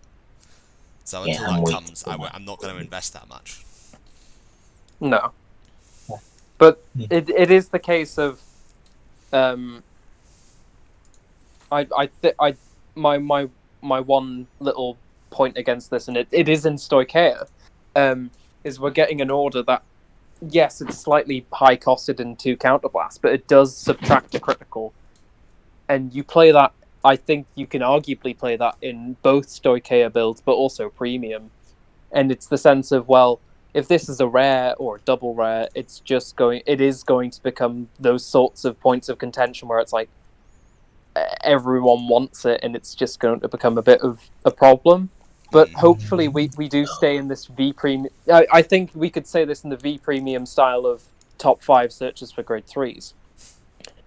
But it is the sense of, I feel like after we get one of every clan, we're going to become G, where it's the sense of we're all slowly going to be fighting over every little bit, no matter what. Yeah, I think you are right on that one. I would say it does feel that eventually we are going to get to a point. It's the same as Yu-Gi-Oh! With staples. Like, you have that issue of everyone's fighting for select staples because there's only so many to go around. Yeah, everyone needs it. So we're going to get that with staples for nations, right? It's going to be like Zeroths. If anything, I think that's probably the best thing to compare it to is when the Zeroth dragons first came out. They were so expensive because they were short printed. So it goes to show that there's one thing that Bushiroad can look to do to prevent this issue from happening in future, is not short printing things and keeping printing roughly rather high. But the issue came that they were short we should say this now. If anyone listening or comes back to watch this that has any influence or like just out of the random circumstance that you find this bit, for the love of God, popularize the idea of just I don't want to say like moving good cards down to a common or a rare, but popularize the bloody idea of making things way more accessible. Because a case for a Zeroth dragon, when arguably now later on everyone wants one because you can make them all work in clans now, is ridiculous. That was a mistake they made in the past, I agree. That also. Definitely not been one per case. And they did reprint them twice, I think, but I feel both like still. In a pack? No, they reprinted them all in one pack, and then they reprinted them all. I think it was one a case again Oh, even in there. a fighters Okay, collection. I did not know. I mean, Yeah. I'd say it's very much a case of how they set this up, because like I don't know what the statistics are on how much money they need to make with like per set, right, and how much goes into the value of printing and marketing and exporting all the stuff, right? How much value goes into that? Because without knowing that, we can't really make a full judgment on how well they can print things. But I wouldn't be surprised if they could afford to print things at a lower end, right? By choice, at a lower sort of cost. But we But they could definitely. afford to print more things. But I'm sure you've heard of Force of Will before. Oh, yeah. I'm aware Is of that Force still of Will's alive? problem. Or is it dead now? Because Force of Will was quite a promising game when it first came out, and everyone was like, "Oh my goodness, Force of Will! It's super cheap. Everything's really cheap." And then suddenly it just died, and I don't fully know why, but from what I could tell, it died partly because it ran out of secondary market. Yeah, I think it was that back then there was a set that just had too many overpowered cards or something like that. I watched it like a year ago, someone talking about it. I think one set had either hard promos or something that was too hard to get, so then it all just died down. And some people still collect the boxes, and I think it's still living, but it's a small kind of thing. Yeah. He said the cursed word of promo. Jesus Christ. Oh, Let's not get started on promos. Don't start but, me.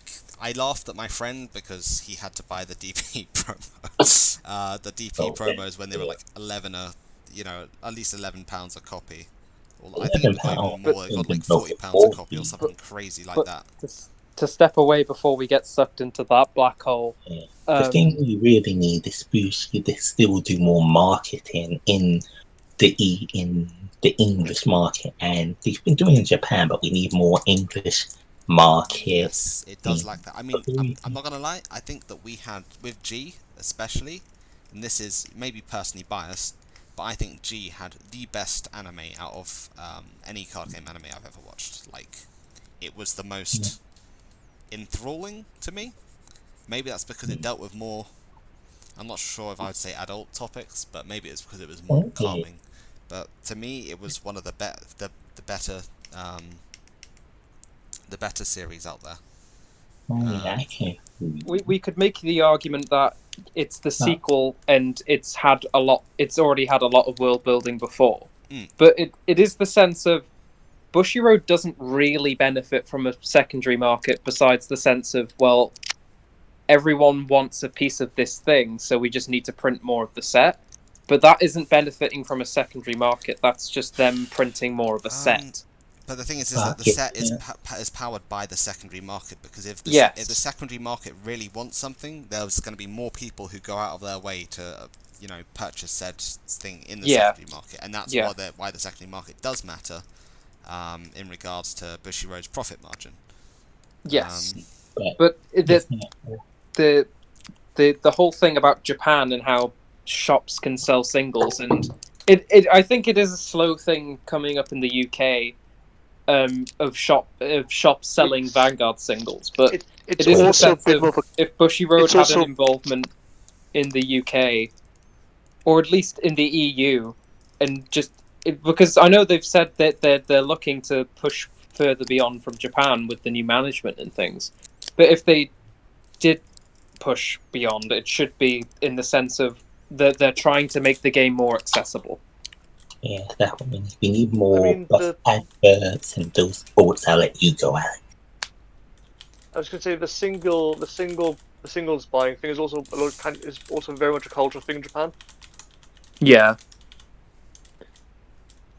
I would say that Pete has corrected me that we don't actually know what the ratios are going to be yet, and they have removed VR rarity, which is probably a good thing in the long run. The best thing. Yes, but the singles buying thing is just how card games work in Japan. So that's why it's more normal over there. I'd Normal- be I don't think interested in normal- shops I selling don't think- singles here. That would be kind of cool.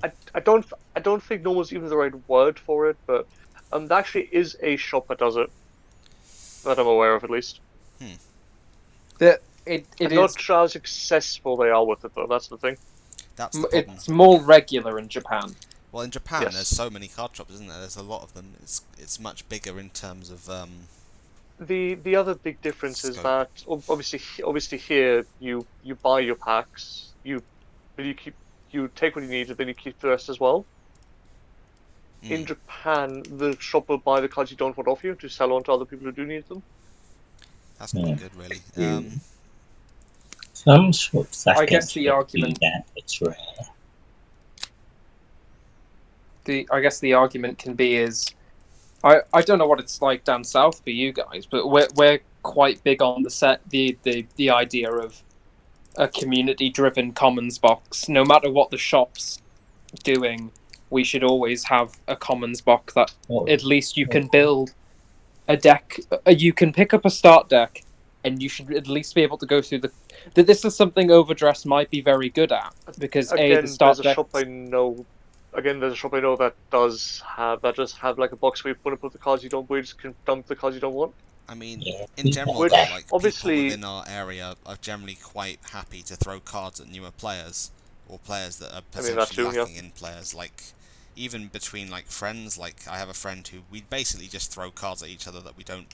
If per se he's collecting Great Nature, and I'm collecting Aquaforce, he gets any Aquaforce stuff, he'll chuck it my way. If I collect any Great Nature stuff, I'll chuck it his way. No trade values negotiated.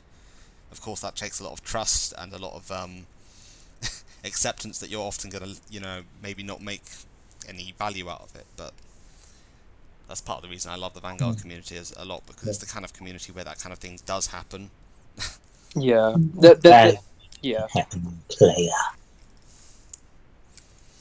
Yeah. That's what I think. There's also the added element of we should probably get back onto how Overdress is a good thing here.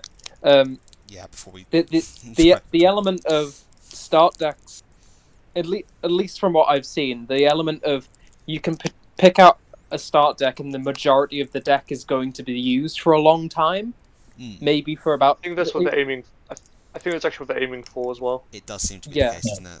But Yeah, you said that the bosses in the start deck will be used. They're going to try and make them useful for very long, so that Well, we they've got don't have effects that that could thing be. in That's the- the thing. They've gone for effects that aren't underpowered but aren't necessarily overpowered either. Yeah. and So they will and have the- that sort of staying power. But also- Mori did say he wants Vanguard to have those bosses keep going for ages, so that they will keep being supported, unlike V, where we had to keep changing each set. Oh, It means that, like, if you brought the trial deck and let's say you took a break, a few sets later you could come back and just update your like Bruce deck or your Magnolia. You could come back. It's not going to be useless, and you can still have it see play. honestly, something it's like probably one of the best decisions they did make because of that. Because it means that so many more people will have more trust in the game as well. Because it doesn't feel like we have to understand that at the end of the day, Bushiroad's a company. They're going to try and make money out of us, no matter what, Yeah. right? But it's the reassurance that they're not so desperate to make money out of us that they're gonna, throw whatever we had like when we were enjoying like 5 seconds ago on the floor to say, but now you have to buy this. Yeah, but it is the sense of you could get a few rares and a few commons, and it might not be tier 1 competitive, but it will be at least viable. You're ready. If your community is throwing away commons and rares because they don't need them, you can at least build a somewhat competent deck. Because currently, this is just proxied up. Shout out to Top Deck Heroes. Sorry, I'm gonna have to promote them on someone else's Wait, what? stream. But like the only thing currently in the deck that's of actual use is a double rare, besides PGs. And obviously the overtrigger, but that's just a shot. The thing is, you're getting an overtrigger that does an overtrigger thing no matter what because of the start decks. But the only the highest rarity of something you need that I found in the deck is double, and it's a grade 3. Its effect is only on rearguard, but it makes the deck very strong.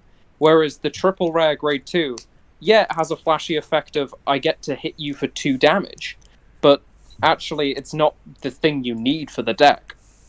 And it is the sense of, obviously, double rares are easier to get than triples, so eventually you can just build a deck out of rares and commons, and this is something I want to see. I want to see with, considering we're getting hollows now, is what the ratios are, and obviously, and I think this is something we should come back to after, once we know. I do think that is an important thing, because the ratios, the hollows and stuff have been changed and updated, so we only have triple rares, double Rs, and commons. Well, I'm not sure about rares. We're getting hollow inserts also. Are we? Okay. Yeah, we're getting hollow commons and rares in the set. But everything in the set can come hollow. But that's a Pokemon-esque thing, really. But if it's the case of, well, people are literally just going for the hollows and and they won't keep their normal rares, it is the case of, well, I can build this deck pretty much for under £30 by getting a start deck. Maybe, depending on who you're talking to, I think this is a personal opinion, but paying for fucking rares is ridiculous. Yes, and that is one of the most annoying. Unless it is a deck-defining rare, and someone is making, like, Stride Assists were probably the only rare you're maybe willing to pay for back in G. But if you're listening to this and if you think rares are worth something selling, unless they're pivotal to the deck, fuck off, because they're not. You can buy them for next to nothing online. I do miss when rares actually had some applicable value. Like, in a lot of cases, we don't have many cards. Like, if I look at my standard decks at the moment, right, a majority of them are like just high rarity outside of maybe the trigger lineup, and that's another thing that I hope changes in Overdress, because playing the same triggers day in, day out gets very boring very, very fast. Yeah, if we can't play 8 front, 8 crit, or if we can't play 8 of a certain type of trigger, that's ridiculous. And I'm sure that it will be something of. We are getting I was thinking more along the lines of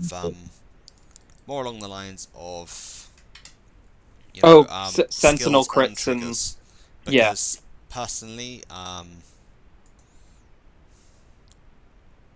grade one PGs aren't the best. No, I can see what you mean. It's not just that. It's that when you add like triggers with skills, right? They don't necessarily need to be great skills, but they need to be, not affect. Basically, I got very bored of standard being like, oh look, new triggers, and then not seeing anything, because new triggers doesn't mean, And unless it has a what's it called, a subtype name. I'm just going to use the example of Hamskay. If something had the Hamskay name in a trigger, you'd play it because it has the Hamskay name. But besides that, why would you change out triggers unless it had an effect or you liked the art more? Yeah, I mean, and that's like, it's just, I like part of the nice things in previous times is that, you could choose certain trigger types and maybe gain a benefit from running that trigger. Like, for example, I would pick the Blau. One of the Blau crits, like, you can run it as a countercharge option or an anti-lock option. It's nice to have the option to at least run it. You privileged fuck getting an unlock crit, damn you. Oh man, they're not just privileged off that, they have an unlock Sentinel as well, G-Guard as well. Oh god! Mum, pick me up, I'm getting bullied! Oh, hello there. Lock being a problem. Makes god. Circles as God well, damn it. That's the one thing. I think with triggers like that, we could get them back, but it will take a while, because I don't think they're going to that thing of like Tara and all those ones where they have something that's real good, but then it goes a little over. Yeah. Psychic Bird. Psychic Bird was what? Printed 3 times, maybe? Yeah. And Freshly Banshee. arguably until late G, early V, you still played it because it was draw, and that was it. I think that the thing I would say on that regard is that if they do approach triggers like again to give them skills, which I really do hope they do, they'll have to take a new approach to it, because the current approach is just not effective when it comes to well, let's just say that the current approach has the massive hole of if you look at the past example of triggers that we've got that have skills, is that it basically becomes you just run those triggers because there's not enough of them. It's a simple case of if you had more skills and more trigger choice, then it becomes more interesting, because then, similar to Forerunners, it becomes how do you want to play the deck and how valuable do you want to make your triggers.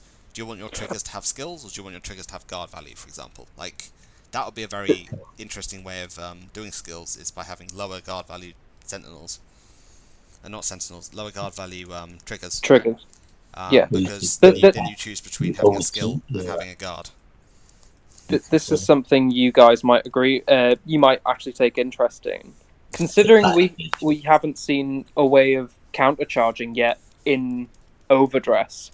How would you feel if triggers become your only way of getting such skills that refund costs? So like Genesis, of you reduce the amount you need to Soul Blast, or you get to countercharge, or my one point there is that we actually have already received counter charges and soul charges.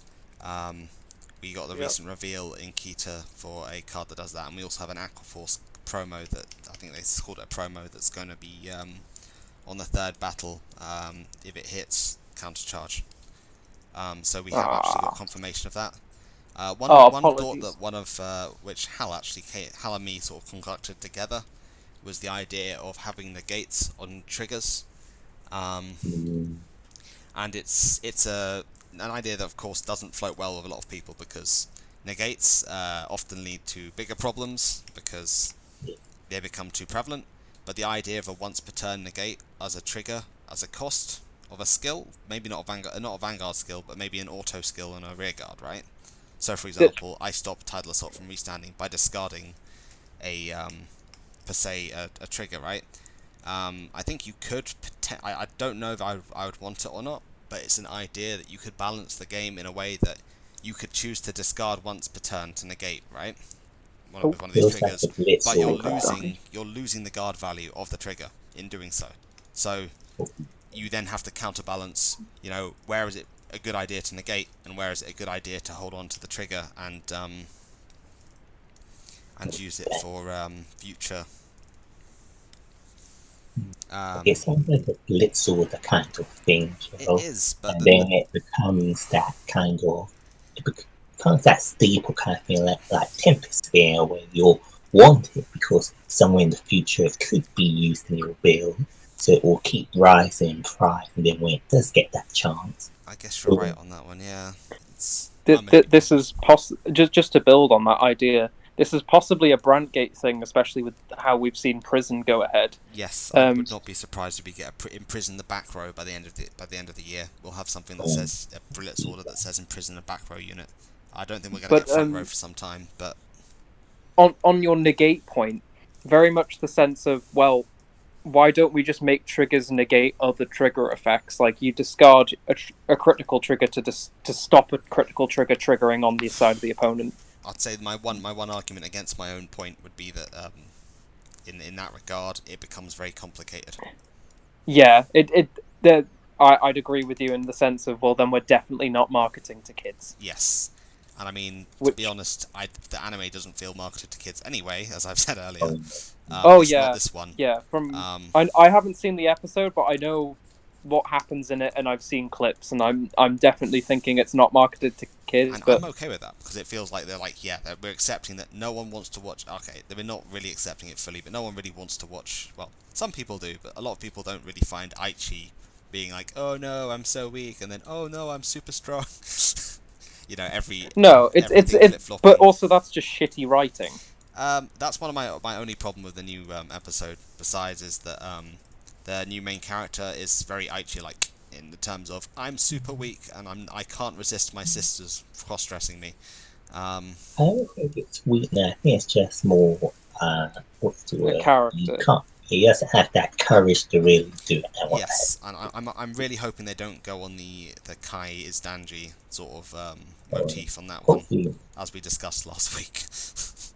hopefully not. But I feel it should go out like we said last week. It should go out well. Like he's more of a support, not like his Vanguard and like I actually would call Kai. He's more someone who pushes him, but Yu in himself will resolve his problem.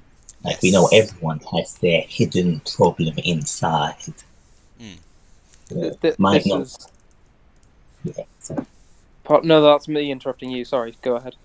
so I think I was just saying everyone will have their hidden problems inside, but it won't always be like Yu is the one who will help them all open up. They'll all probably open up with different situations. Just Yu is there, but not that main circle, their core world. I mean, we've already seen, like, from the few that we've had introduced to us, that, like, in general, out of the few that we have seen, there have been, like, a problem with each and every one of them. This is just to build on these sorts of points, and it's something that I kind of took issue with the first series. Now looking back, and especially considering we more or less redid the first season with V, that Psyqualia was supposedly written as a sort of method to talk about mental health and things, and it never really became that. But I definitely think Overdressed so far, from what we've seen, how it's been marketed and such, it is going to be very much, the story isn't based around Vanguard, it is based around its characters, and Vanguard is an element of their lives, helping them deal with these sorts of problems. Yeah. And it's why I feel like Yu so far is, even though I haven't watched the episode, I could tell you now, I'm going to like him more than Aichi, simply because the writing is going to be, Vanguard isn't going to solve all my problems. It's the case of Vanguard is my escape. My friends and everything else is going to be how I deal with my problems. Because you like can't that analogy for it. Yeah. You can't. All of Aichi's problems could be solved with Vanguard. Like, oh, I'm shy. Well, let me fight this other person. Now we're friends. Whereas Yu's problem is, I have to basically do what everyone else tells me. Well, how's Vanguard fighting going to stop that? You like take a damage. Well, you just lose the game. No. I like that approach actually. That's actually kind of an interesting one, because I can see, like, as you said, like each character does seem to have... Go for it, Alex. No, go ahead. I was gonna say each character has their own problem. Yeah. You know, like, you can sort of see, like, maybe Danji suffers under the pressure, maybe not. Maybe we'll find out that he doesn't like the pressure of being the big strong guy of the group. We already know that Policewoman is Samari is like, oh, I'm eternally 17. She has problems with that apparently. You know, the Kita guys might have problems with confidence, like, in a way, because it's like he was. Or maybe... I was going to say the confidence thing is going to be Yu, because I think they're going to sell this Vanguard giving him confidence. True, but at the same time, because like, he can't say no at the moment, shaken, so... But he might also be a similar case to Yu, even, like, he might be using Vanguard as an escape from maybe his posh life or whatever he's got going on, depending on what they choose to saddle him with. But it may end up being treated as his escape as a character, similar to Yu using it as an escape. But sorry, I'd like to point out, I don't know if it comes up in the anime's first episode, but they have already stated he has a somewhat supernatural ability, that he has the ability to read the heart of an individual. Now, no, they haven't stated that yet. But it just to sort of build on this, Psyqualia as an ability in the original series more or less added only to the plot of what was happening in the card fight, whereas this ability is probably going to play a lot more into his character, because he's going to understand. I don't want to say like Suicide Squad, but they are this group at Overdress at this carnival are just a group of misfits trying to fit in and things. Not misfits, but you get what I mean. It's very much like the Persona style of the outcasts come together, XYZ. To a degree, but yeah. It is the case of, well, he's dealing with this reality, and it's definitely something I'd be interested to see how Bushiroad deals with with cross-dressing of the case of gender politics and identity, because if we are moving towards a much more adult anime, consider this is something I found out today. It's being marketed on Funimation and Crunchyroll, which also. So it is now kind of being slightly more publicly recognized as like a proper anime instead of just a show they put on YouTube. Yeah, I know it's over in Japan. It's a proper anime, but it's either way. It's just the sense of, well, actually now we're getting to the point where we can discuss a lot more about these characters in the world of Vanguard. And not use Vanguard as the solution or explanation for every problem, because, and this is something I didn't want to mention until we talked about lore, but it is the sense of the fact that they're doing a quite clean cut, introducing it to an audience level of lore where it's like 3,000 years, Giza's dead, XYZ. Yeah, They're very much. I feel like they're trying to stop. Especially, this is one thing I liked with G, but also caused G a lot of problems of the sense of lore and the anime were trying to kind of mix themselves up. The whole elements of Vanguard's lore and what's happening over on Cray doesn't really matter to Overdress as much. Yes, it's a reflection of what's happening on Earth, and like UU's development is how Verena's going to develop and such. But it's very much they're going to talk about human stories. They're going to talk about what makes all these people, like what are the problems for each of these people and what they can't talk about, and like these underlying things. And it's definitely something I'd commend Vanguard for, because they're moving away from essentially the Yu-Gi-Oh style of, well, I'm one of these few people with a special ability and it helps me win the card game. Like, going on the Yu-Gi-Oh! I think Yu-Gi-Oh! 7s doesn't do that kind of thing. Like, about special ability and winning the card. I'll say yes, before like Reigns to the original, that kind of was special ability or tragic path that then just made the main character always win. And if they lost, there was never a high stakes usually. Yeah. I'd say that. But maybe I'm wrong. I don't know the Yu-Gi-Oh! Anime well enough. It was just more the fact that I know. Obviously, we don't have a Pokemon TCG anime, so we can't compare it to Pokemon TCG. And Magic's show is not going to be about Magic the card game, so we could compare it to Why Schwartz. I mean, with Cross, we could compare it to, even though it's old. If you watch that. Did anyone watch the with Cross anime? No, I have. But I like certain elements of this, but it's very much, we've got to remember, they're telling a story as well. Like, Vanguard is at its best when it comes like to the anime, where they're telling a story and card games are happening, rather than just card games are happening because of the story.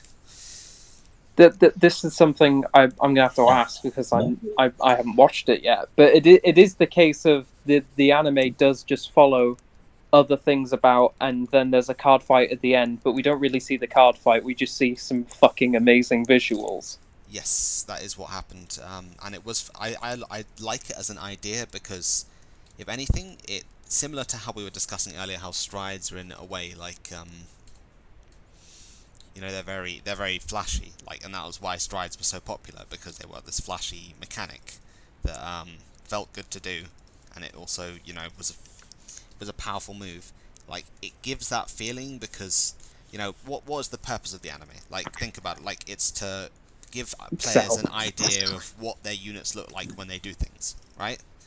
It's Yeah. to animate that idea in people's heads, and it can help. Sometimes it's to help people like who aren't normally very able to visualize a unit. But like, for example, when I saw Lambros for the first time in the anime, I was like, oh my god, that guy is absolutely phenomenal. Like, he just like stabs his sword into the ground, like massive like bursts of water fly up out of the ground just to go and attack and form into a giant dragon.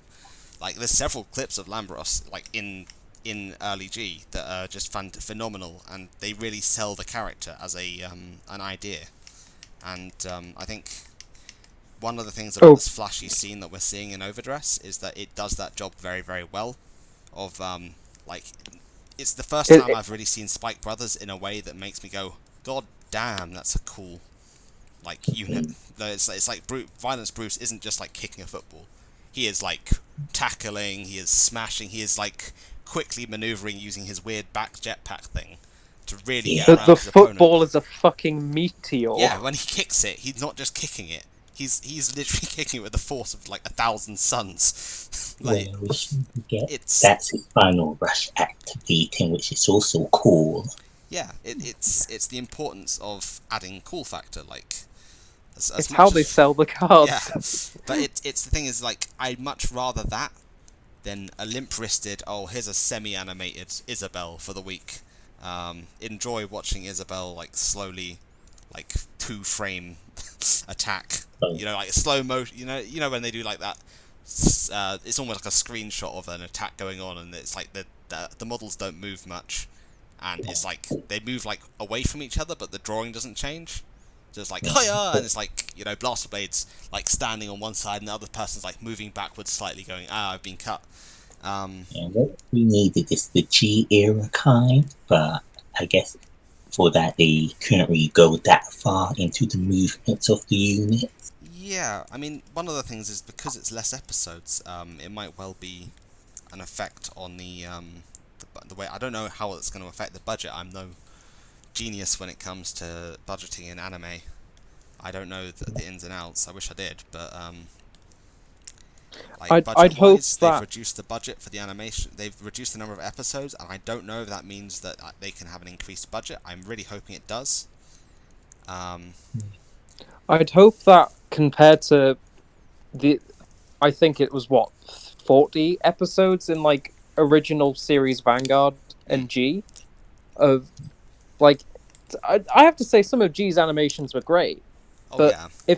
If they're condensing it down to 12 episodes, but we also have to remember this is a new studio they're doing it with, and they probably have to make their money back on what they're producing from the anime. Obviously not just from YouTube, but from Japan sales and such. Yeah. But they do. This is probably their trial run of like A, new studio, but B, new everything for Vanguard. Can we do it in this style? Sell it well. And if we can we keep going at this rate, making it compulsive?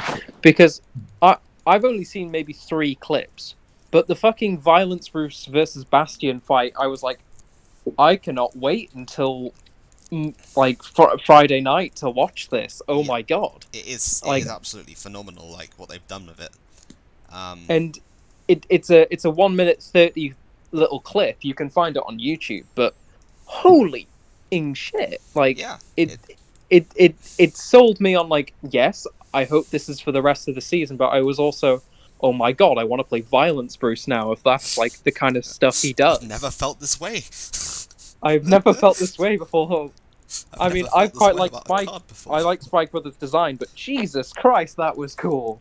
Yeah, that's the thing. If they can have more moments that invoke that Jesus moment of I found religion again. Like, I found religion again. That's good. Like, it's that kind of atmosphere they need to promote, like, and they need to hammer down on it. One of my only complaints, right, is that we now have to wait a rather long time for the next episode. You know, it's not like next week. It's like, I think it's 2 weeks away at least. I'm not sure on that one. I think every episode's 2 weeks apart now. Yeah.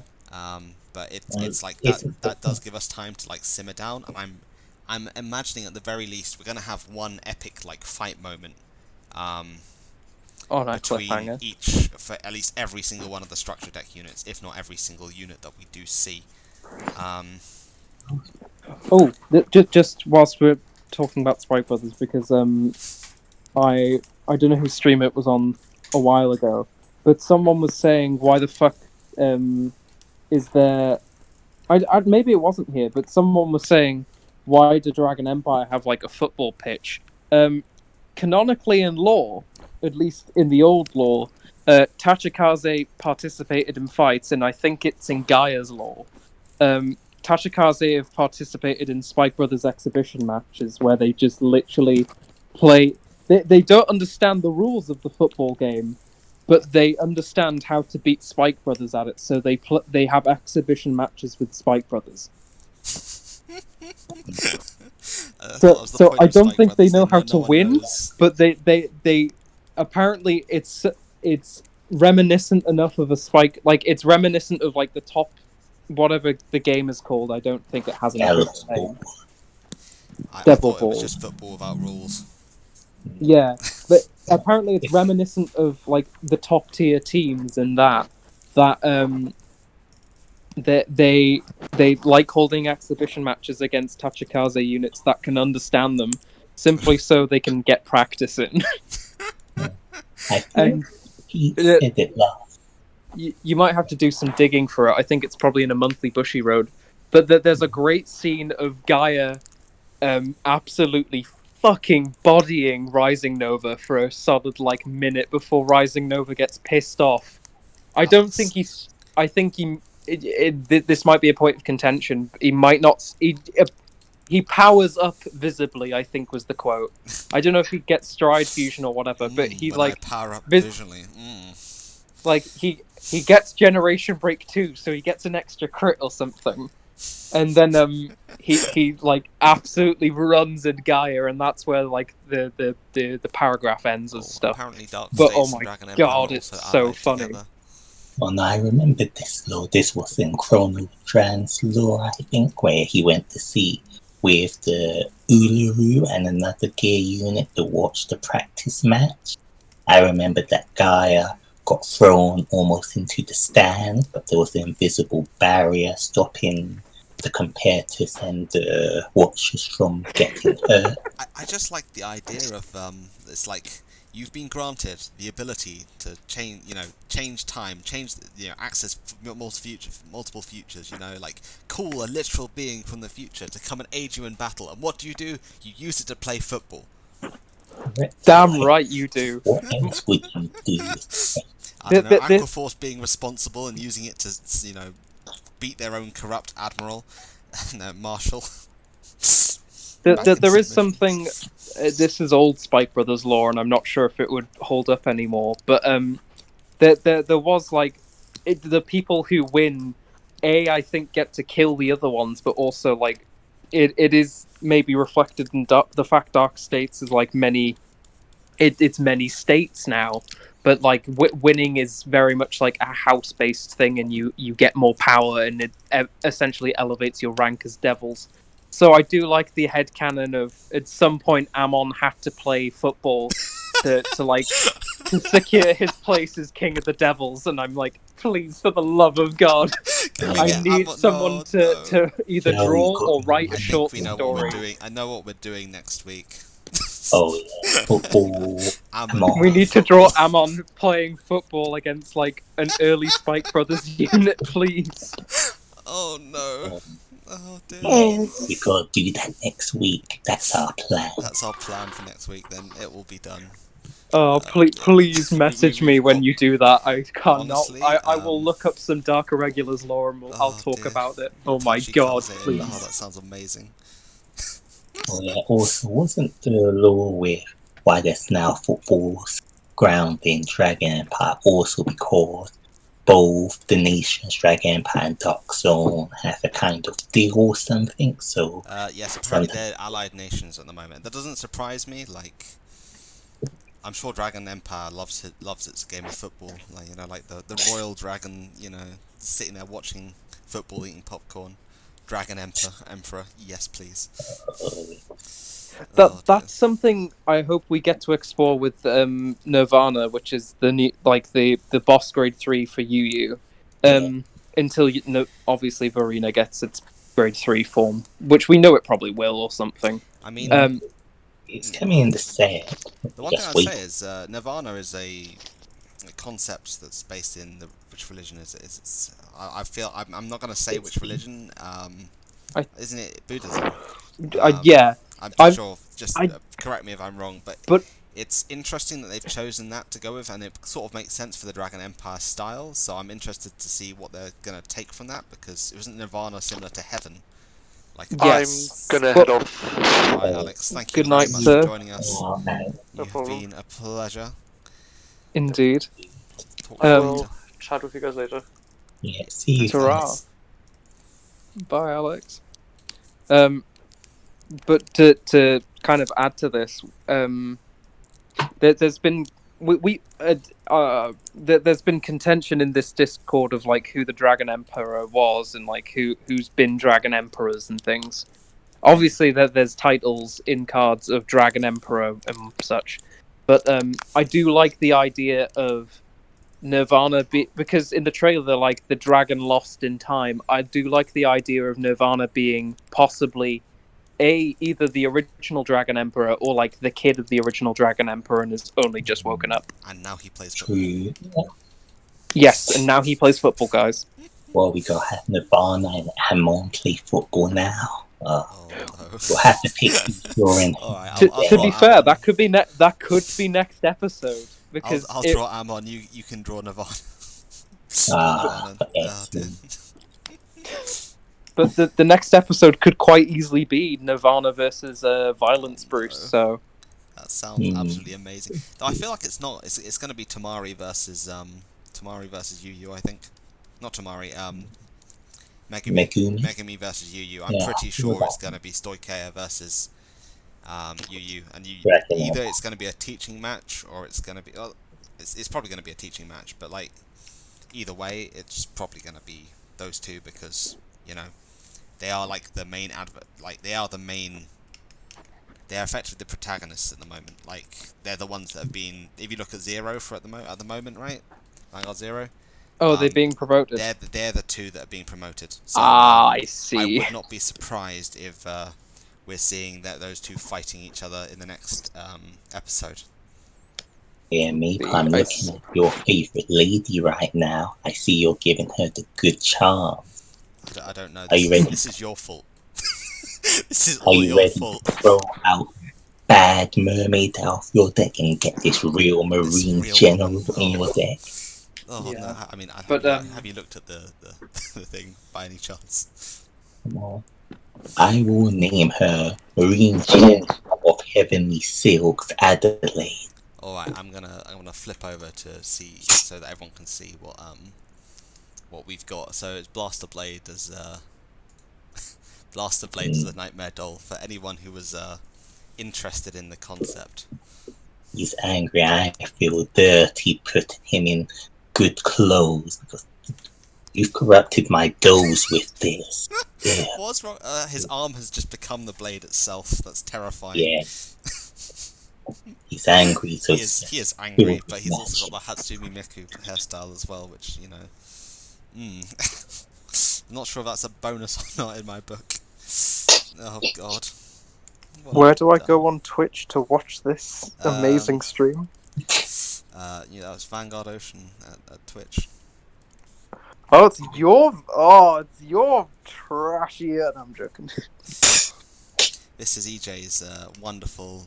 Okay, this all started with EJ going to me and going, you know what we should do, Joel? We should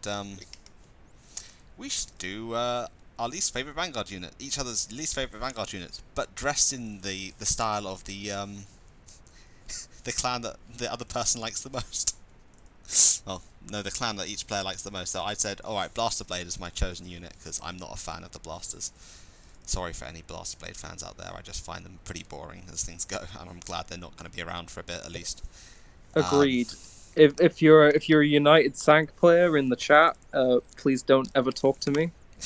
Oh no, Pete, And sorry. if you're now considering being a Keta Sanctuary player, don't talk to me. Pete's gonna So, be are very you sad. ready for? He's lost a friend. Oh no, Pete's very aware of my hatred for anything to do with United Sank, unless it's Spectral Duke, who I'm glad they didn't do dirty. I'm not interested. Marine General, the Heavenly Silk Adelaide. Oh no, what have you made me do? Damn right, she's gonna lead. But Just yeah, killed a fish. Yes, that's the best fish I could draw within a very short period of I've time. given him your name now. Yeah, Joe. There's the name of your unit. No. Yes. Nightmare Reject Blaster Blade. yeah. I gotta So split the next screen. week we do Amon versus dinosaurs. Amon versus I like this plan. All right, next episode will be Amon versus Tachikaze playing football. There will be can I no do Amon? Please let me do Amon. I want to do Amon. I have so many bad ideas for this. I really like the idea of him, like since he's a massive demon. I like the idea of they've tried to put him in like padded suit and be like, don't worry, you'll be able to take the hit, and he's like, I don't need this. And it's just a dinosaur running at him. He's like, what the fuck am I doing? And just holds up his hand, and it just disintegrates. Not even that. I'm just thinking like, imagining like, oh no, they're gonna try go for a kick, and Amon's just standing in front of the goal. And it's like you can't kick it past him because they have to kick it between the bars, right? They can't kick it because Amon's so large. Everything just disintegrates around him. Wept. Would Amon just suck the souls out of the opponents, really? Probably. He's just going past, dribbling the ball, and just sucking up all the souls, and you just see the opponents just drop dead. Just like that. Yeah. Oh, and then but yeah. He goes reverse, turns into the tree, and boom, no one gets into the goal. No one gets anything. Everyone loses. That's the end state of Amon playing football. Everyone loses, no one wins. That's one thing I'll say. Oh, actually, I've got 2 points to make now. One, like we never really got a proper Amon stride. True. We never got we never got a potential future of like Amon just literally outliving everyone because he's the Demon King. I'm sorry to tell you this, Amon has no future. Out of doing some research for a project we were coming up with, in the Gear Chronicle trial deck, you get a Dark Irregulars Legion. Well, on original release, the original Chronojet trial deck, you got a Dark Irregulars Legion as a promo. Strangely, the first people to discover the Gear Chronicle ruins are those two cards. And I thought, oh my god, this is some amazing storytelling being done by just the trial deck. And I'm like, I'm so glad Bushiroad did it, and I'm sure it was an intentional decision. But I feel like in Japan, it was obviously released at the same time as the Bushiroad Monthly, and also they did for each of those trial decks. And I just think, God, if we got that over in the UK, it would have been so much more interesting. But just as research for that project I was coming up with, oh my god, I was like, the small things do make things better. It does. Honestly, I kind of want to do, like, if we are, for people's information, on my YouTube channel, we are looking to do a small project, or at least maybe small to large size project, where we're going to be doing some Vanguard lore. I'll be drawing pictures, and generally he's going to be introducing lore elements. But depending on how well that goes, we might even get around to covering Tachikaze versus Spike Brothers football. So that's something to look forward to. Yeah. Just as a heads up, a lot of Vanguard lore has inconsistencies and just kind of this happened. So it will be a lot of just this sort of random bullshit ideas in the middle of the conversation of, Well, Amon must have had to play Tachi at some point so he could claim the rights of Demon King. What? Oh I no. love this. I love this so much. Oh. I mean, we haven't seen it. I don't. Is Amon still alive? Like, find out He next time. has to be. We just He see has everyone to be alive. with the tie. I wouldn't. Because The thing is, the Shavrot never becomes Clash of like the Legends. head of the demon realm because he's a vampire. I So thought it's because you were sick. I really do hope Amon's alive in some capacity, or at least some kind of. I hope the follower of Amon series comes back, Oh and no. it's like a. All right, What if Bushy Amon- Road, you what can if have Amon's this been idea if wiped you're out? listening. But Bushy Road, if you're listening, here's an idea. Make a series of cards related to reviving Amon, and it's basically the whole deck strategy is the win con is you create a token Vanguard that is like Amon's spirit resurrected with a broken skill. That sounds and, quite like, funny. The whole game plan is like I collect my followers, I sacrifice X amount of them to play this order. This order allows me to create the token of Amon, Token of and Amon. of like Yeah. but you get my point. Just Yeah. We- Unfortunately. you can make some really interesting things. So come on, boys. Oh no. I think there's a mixed thing with that. You could bring something like that, which is interesting, but then you get into the phase where why aren't they bringing back other old things, and then we're just back to reviving old things again, which then people will then feel like we had new stuff, but now we're going all back to nostalgia. Yeah, I have said this. I don't know if you were here for this, but the one that I feel like they can get away with slightly is Ryuzu is still a child, but if this is set 10, 15 years after G, Ryuzu is now a teenager because he was like reborn as a 2-year-old. That's true. So I've said this before, but it gives the excuse for the Gear Chronicle side of Dark States to be Chronofang, and Well, I guess we or could look at least we get a Chronofang card for a one-off thing. I'm not sure And- if we'll oh. see Chronofang, to be honest. I think we're far more likely to see.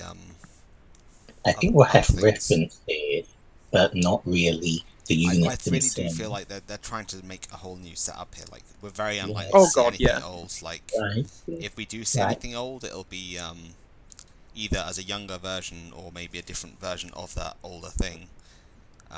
So it Yeah. won't be anything crazy.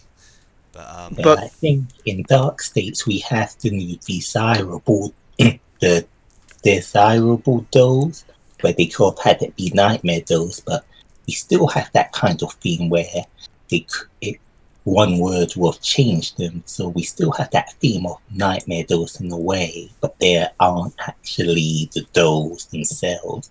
So something like that could happen. You could have a fan kind of card, but it's not actually it won't meld with the Fang deck, but you could put it in because maybe it's a certain race or something.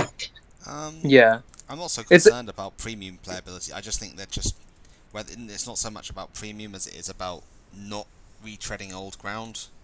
True. That too, I think but that's the main thing they're worried about at the moment is The- they don't. my want my to. my way around this, and I've only spoke. I don't think I've told Pete this, but I think it's something Pete would have agreed with. And it's something you see in MTG with sagas and things. If we want to do stuff where we don't reintroduce old characters as cards, what we do is we make orders that have them on there. So it's like Chronofang Spells, yeah. passing on X mantle to whatever the Gear Chronicle representative in Dark States will be. And it's just a grade 3 order with an image of Chronofang doing something. yeah, I with can this- agree on that. That's fine to have. But, I'd like, be happy. all these events, they've got some really great, especially with how orders are going, they've got some really great workroom now to kind of do lore-based yeah. things in orders, where it's like, here's a snapshot of this event. For example, going back to Chronojet, we barely have any lore on Root Flare Dragon, but there's a great scene of the first like proper manifestation of stride that we get to see, and also like the level of power of Chronojet is someone. I think it's Blade Master. I need to check. It's either Blade Master or someone else releases root flare onto like the countryside bordering the Dragon Empire to basically incite another battle. And what happens is Chronojet goes along and basically waves his hand, regenerates a forest, but then also summons Chronos Command for like the first time. This is the first time Chronos Command's ever back in the timeline, and it's just a great scene of like, well, you have Root Flare on one side, Chronos Command on the other, and they're just about to go fight. And it's one of those things that's like you can quite easily, in a order, take just a small kind of diagram of art. So, for example, they've done this with gifts almost with the ones that showed scenes from the anime. But we could quite easily get one of Bastion and Bruce like going head to head, and it's an order of like in the lore, Bastion has come to Dark States to fight Bruce, and we get a cool interaction. That would be cool. I like that idea. And it can be an order that you can play in either Dark States or Keter, and it had obviously this is kind of bordering. This is just some fangirling. This isn't something they should do because actually it probably would drive up prices and things. Yeah. But it is the sense of, well, you give a card that can be used in so many decks, but also it shows a bit of lore and it shows a really cool scene, and it gives people you guys the opportunity to draw stuff. That's stupid. It allows artists to go a bit mad and come up with some cool scenes to draw, but also the sense of, well, people like us who are a bit too sad and like to read into lore and things and think about Ammon fighting dinosaurs. I mean, we get to. That sounds like an epic existence, to be honest. Oh no, I think it sounds epic too. The kind of the gratification of being well done for reading the lore. Here's this cool little snippet thing of Bastion is fighting Bruce. This scene in the anime did happen. Here's what actually happened besides the anime. I do like that, but one of the things I don't like so far that I've seen from our lore in general is that was my one complaint, I think, towards the lore bits that we have, the orders that we have seen. Sorry, I messed that up. But orders, Gilderay killed a lot of demons. Epic. But like the one thing I think order-wise, that I didn't like was that with the Stoicaea one, like Call of the Wild, you can't really identify any of the units on it. No. And I really dislike that feeling of like, well, I mean, it's cool and all, but I like it when the units on it are identifiable as the unit, and then you're like, oh my gosh, it's them. Like, when someone says orders, right, I'm of course thinking in a military sense of Navy giving out orders like, oh, get into this formation, or prepare to siege this location, because of the Radical Force thing. And I think orders work really well in that idea, and I really like that sort of idea of, it can be done, but a great representation of this, if someone is trying to wrap their head around of what we're trying to say, is the order that came out in the Majesty Lord Blaster deck back in V Premium, which is, I don't know its actual name, but it's Blaster Dark Sword and Blaster Blade Sword crossing, and it is great storytelling of how basically Blaster Blade and Blaster Dark's armaments were both used to make Majesty Lord Blaster in order to fight things off, and it's quite evident of the Civil War and United Sanctuary being halted for them to deal with a much bigger problem, and Blaster Blade and Blaster Dark coming to realize they're not too different.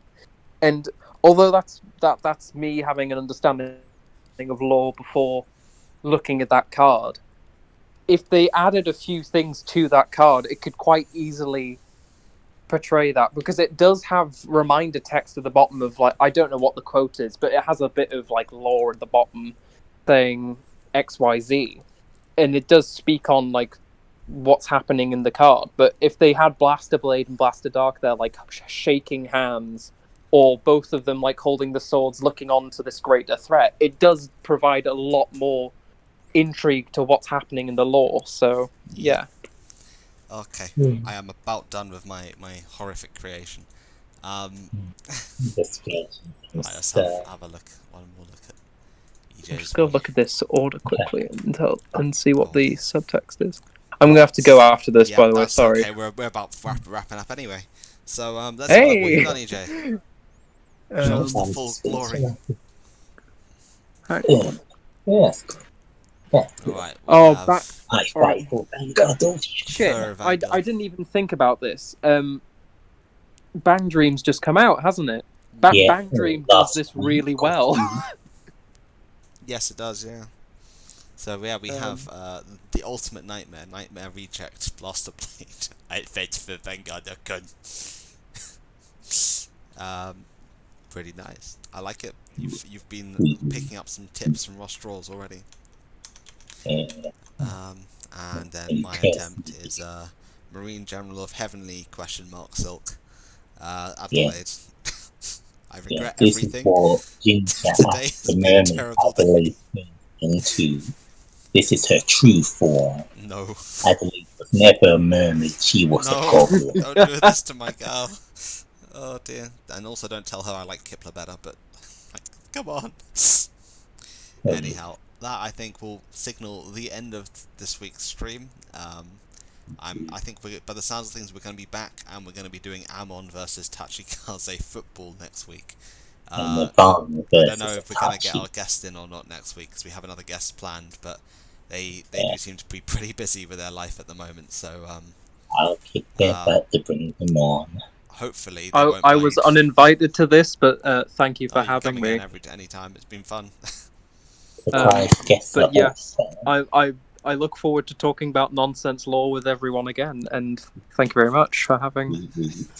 Cheers. Many thanks, guys. See you next time.